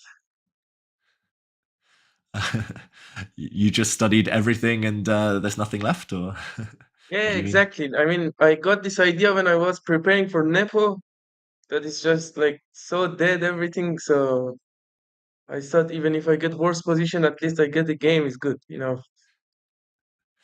Good tips for everyone at home. And final quick question, Alireza, from Laudel Zai.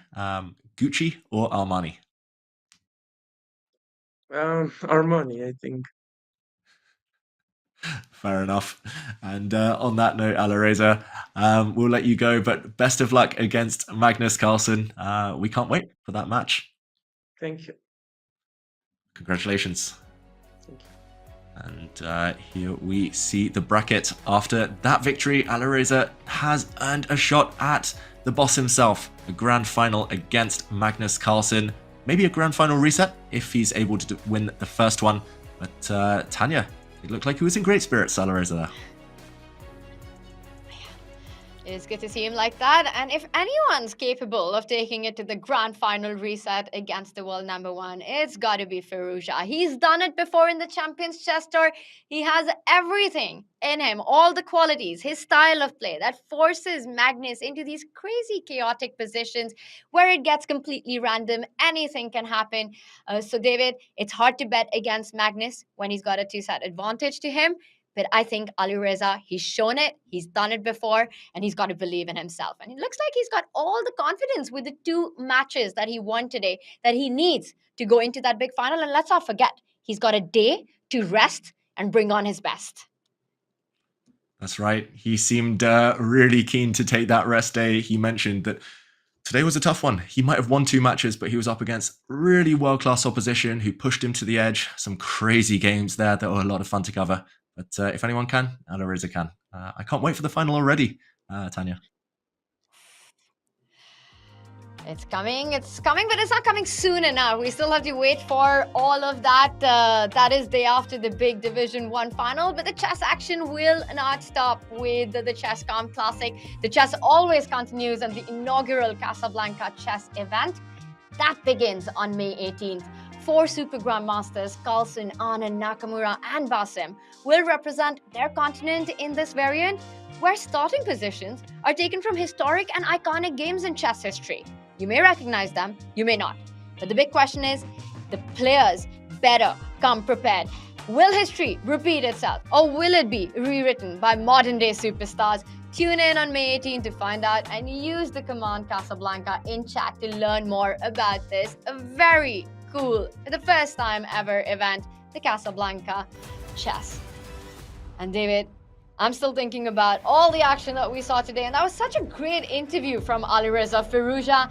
And as we will be wrapping up for today, coming up, we've got an exit interview with Vincent Keymer. What a fight he put on. In the break, you can learn more about exclusive Chess.com bots for the month of May. And when we return, we've got Vincent Keymer joining us. See you on the other side of this break.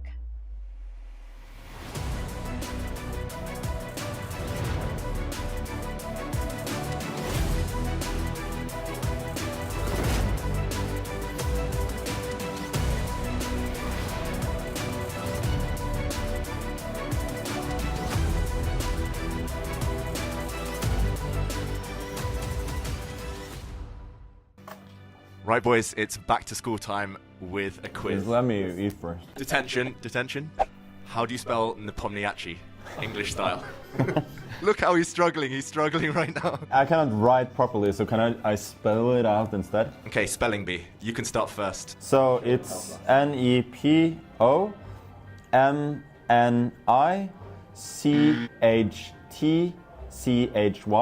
Isn't there no A after I? A Nepomniachtchi, right? Yeah. Nepomniachtchi. Yeah, but I wrote this A. But you didn't say it. Okay, so but I just said it wrong. Okay, just because I cannot speak, it doesn't mean that I'm wrong. First he was telling us not to trust his writing, then it's not to trust his talking. No, you have to do like in the spelling bee. Nepomniachtchi. Nepomniachtchi. Nepomniachtchi. Yes! Okay, I will show perhaps. Never in doubt. On October the 1st, the new James Bond movie is released. No Time to Die. How many other James Bond movies have the word die or dies in the title? Bonus point if you can name all of them. Okay, it's probably not 0 then. Unfortunately, it's 3. So it's Die Another Day, It's Live and Let Die, and what's the last one? Tomorrow Never Dies. But there was 2 in a row, basically. What is the world's oldest currency? Some kind of krona, whatever. Magnus. Salt. I don't have one. Because that's where salary comes from, because they used to give you your salary in salt. So that was the first. You have a currency, yeah? List as many countries as possible that consist of 4 letters. Yeah, I don't have any idea. Well, I have 7, but I'm sure there are a lot more. There's 11. Wow. I have Peru, Fiji, Togo, Mali, Iran, Iraq, Chad. Okay, 7. Pretty good. And Christoph, you said? Peru and Togo. Okay. How many knights can you place on a chessboard so that no knight can capture another knight? This guy's like, this knows by heart, he just like... Yeah, I know that. Yeah, I'm trying to do like mathematical solution to this, because 64 squares, like... Yeah, I'm just guessing like half of the squares, but I have no idea. 32. 16. 32. 32. The answer is 32. I guessed it! But how can you... If you put them all on the same color complex. Yeah, like that. All on the same colors. Oh, that's so easy. That's obvious. Chess stuff I'm terrible at. Which chess players became world champion without beating the previous title holder in a match? Which, or are there... Which player or players? Player or players. Wait, you said beating... Without beating the previous... The previous. There's a trick in there. There's always a trick. Okay, so the way I understand the questions, it should be Botvinnik, Karpov, Alyoshin, Kasparov, Steinitz, Lasker. You're saying became world champion. Yeah. But these people became world champion several times. No, but that was not the thing, I think. This is open to interpretation. 2 hours later. So it should not be. It should not. That wasn't meant to be a trick question. It should not be Tallinn Petrosian. So you just want Botvinnik, Karpov, and Steinitz, no? Yeah, that was the plan. That's my answer, yeah? 2,000 years later. Okay, so this was a terrible question. If a pawn is worth 1 point, then knights and bishops are worth 3 points, rooks 5, queen is 9. We're forgetting the king. How many points does each side start with? 32? 39 or something? 59. Yeah, Anish gets there first, I think. Oh, okay, I counted 1 for the pawns. Not the other 7. Wow, that was a big mistake. We have a winner, Anish Giri.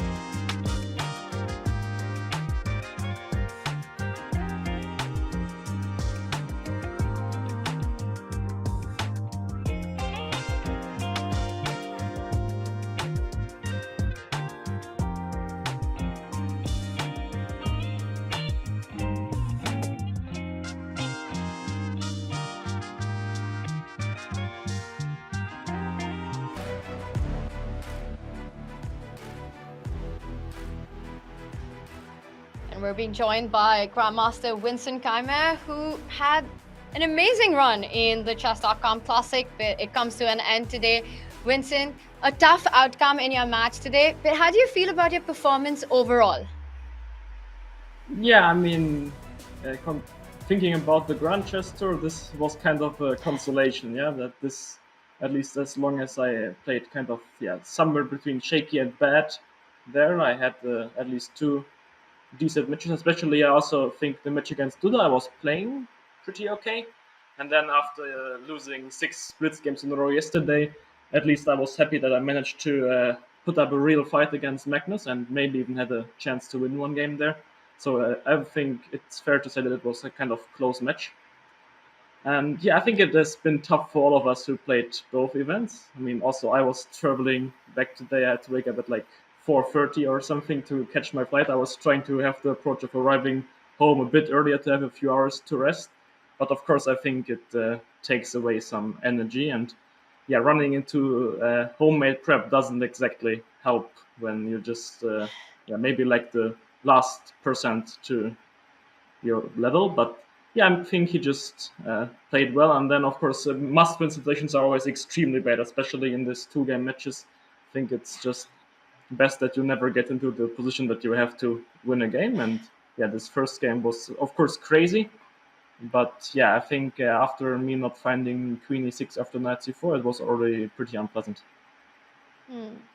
Yeah, you referenced this difficulty in a mini match of 2 having to come back from there. I want your thoughts on the overall format. Have you enjoyed this time control, 10 minutes with only a 2-second increment? What have you been, because this is your debut in the Champions Chess Tour Division 1.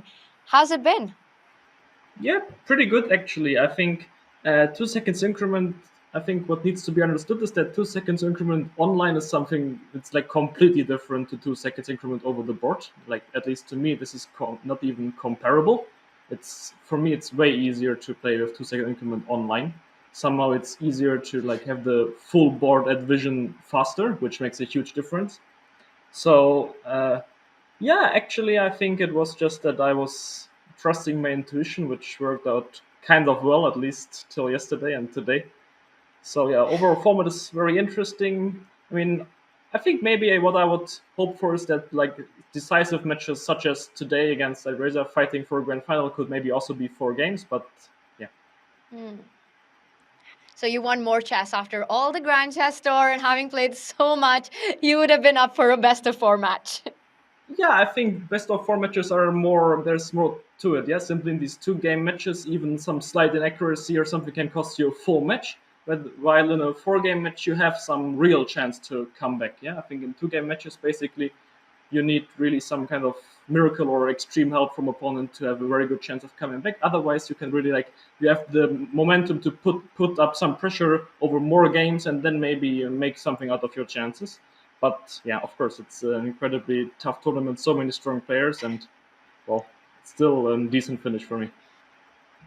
Absolutely, and as you say, so many strong players, as well as fatigue being a factor, playing rapid and blitz. Were you expecting to make this deep of a run while Grand Chess Tour was also going on?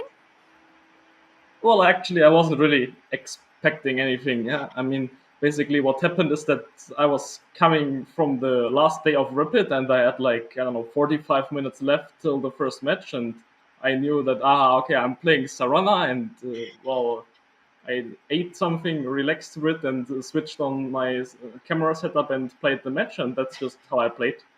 And yeah, I think there was not much thinking or huge planning going on in those 45 minutes. It was more like, okay, how do I find the energy to first of all forget about everything that happened in the Grand Chess Tour, and also find the switch to play online tournaments now, and find the energy that maybe you thought was already lost to play at least a decent match. And yeah, I think for Duda it was also tough. Yeah, I was actually very happy to play him in second round, not because he's a bad player, but simply because he was in the same boat. Yeah, he also had to play Grand Chess 2 before, so he also wasn't able to prepare or relax before the match. And yeah, I think, of course, today it must have been at least a slight disadvantage, yeah, that we had to travel for several hours, maybe wake up early before the match. Of course, there were some time left, but it's never helping. So yeah, it's of course very tough, but still, I think it was even though quite a lot of it went wrong for me, I still kind of enjoyed playing both events at the same time, even though it might sound weird. Well, in the Chess.com Classic, a lot of it went right as well. We saw, we were so impressed by so many of your matches, and I want to ask you, which one was your personal favorite, and which one do you think was the biggest challenge for you over the last few days? You mean the matches I played, yeah? Yes. Yeah, actually, I mean, the one against Sarana, I won quite cleanly by result, but I didn't feel that I was also doing some stupid moves and mistakes. Against Duda, I think was good result and also quite good games. Against Magnus was quite good games and not so good result. And today was, not so good play and not so good result. Yeah, I think that's how you can sum it up. Vincent, it's so good to see you in good spirits and smiling. And it looks like overall, you had fun. You enjoyed playing in the event. Yeah, I did. I mean, it was a lot of suffering in the Grand Chess Tour, and also here it's never easy. But I mean, of course, I would have loved to get the grand final against Magnus, to get the chance to fight again. Although I would have expected him to play better than he did last time, because of course he was also playing Grand Chess Tour and so on. But still, having this chance would have been great. But now, after having played so many tournaments in a row, I'm also looking forward to having a break, even though I would have loved to continue. But it's also, when you're that tired, it also has some advantage to just finally have a little bit of rest. Well, you're going to get to your rest, but just before you go, we've got a couple of chat questions for you, Vincent. And the first one's from Disco Sugar, and he wants to know that, do you prefer OTB or online? I actually get this question quite a lot, and I always answer I like both. Yeah, I mean, I playing both, and it's not because I think one is better than the other. I think it's just in the latest case since the pandemic, this has just been a huge part of the whole chess world, and in that case, I would say that online chess became much more important. Over-the-board chess still is extremely important, so both have their places, and I enjoy both, and also playing both in tournaments of both. And in that tone, I'm sure this one you get a lot as well. Classical, rapid, or blitz? Yeah, I think probably Blitz is the one that I have been struggling the most with, simply because I haven't played it enough at the highest level. This is, I think, the problem that I've had, that Blitz takes a huge amount of practice, I think, because you have to play with this 2-second increment, which is extremely tricky, and I haven't really played that much at the very top level in Blitz.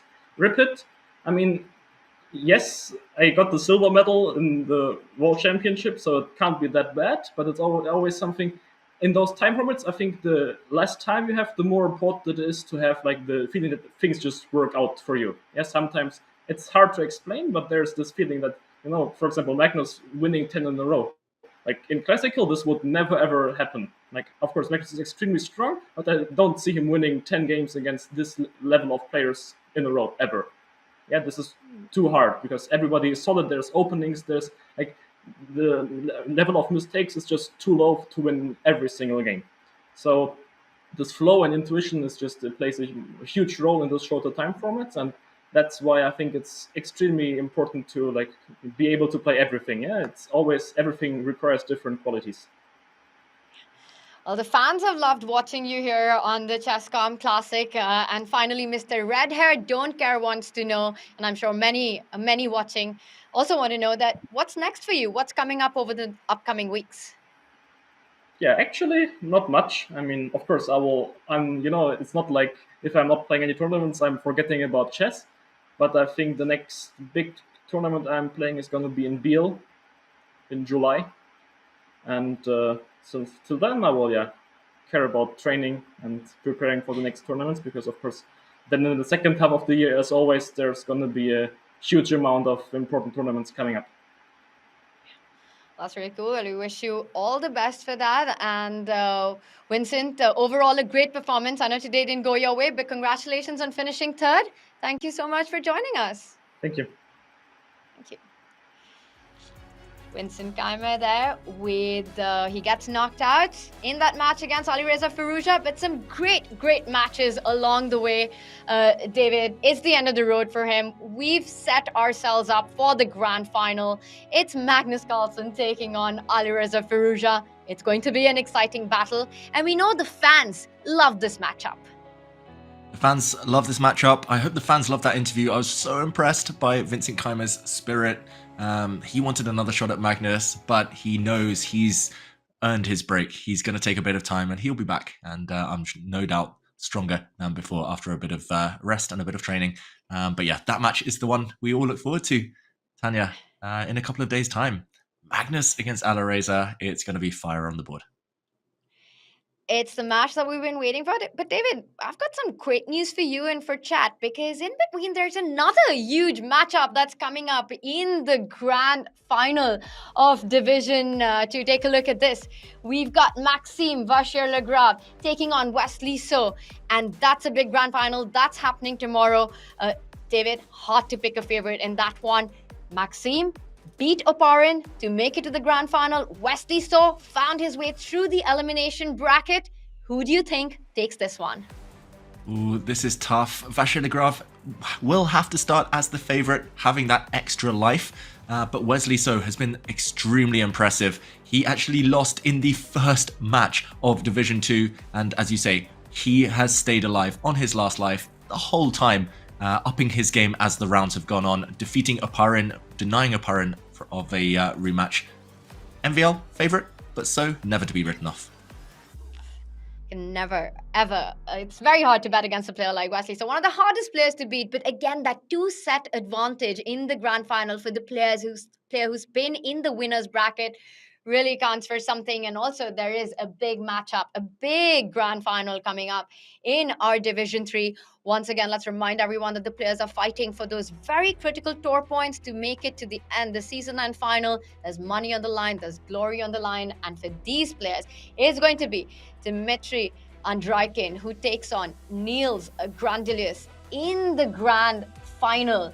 And there we see that it was Grandelius who fought back from the loser's bracket and finds himself taking on Andreikin in the best of in 2 sets. David, what are your predictions in this one?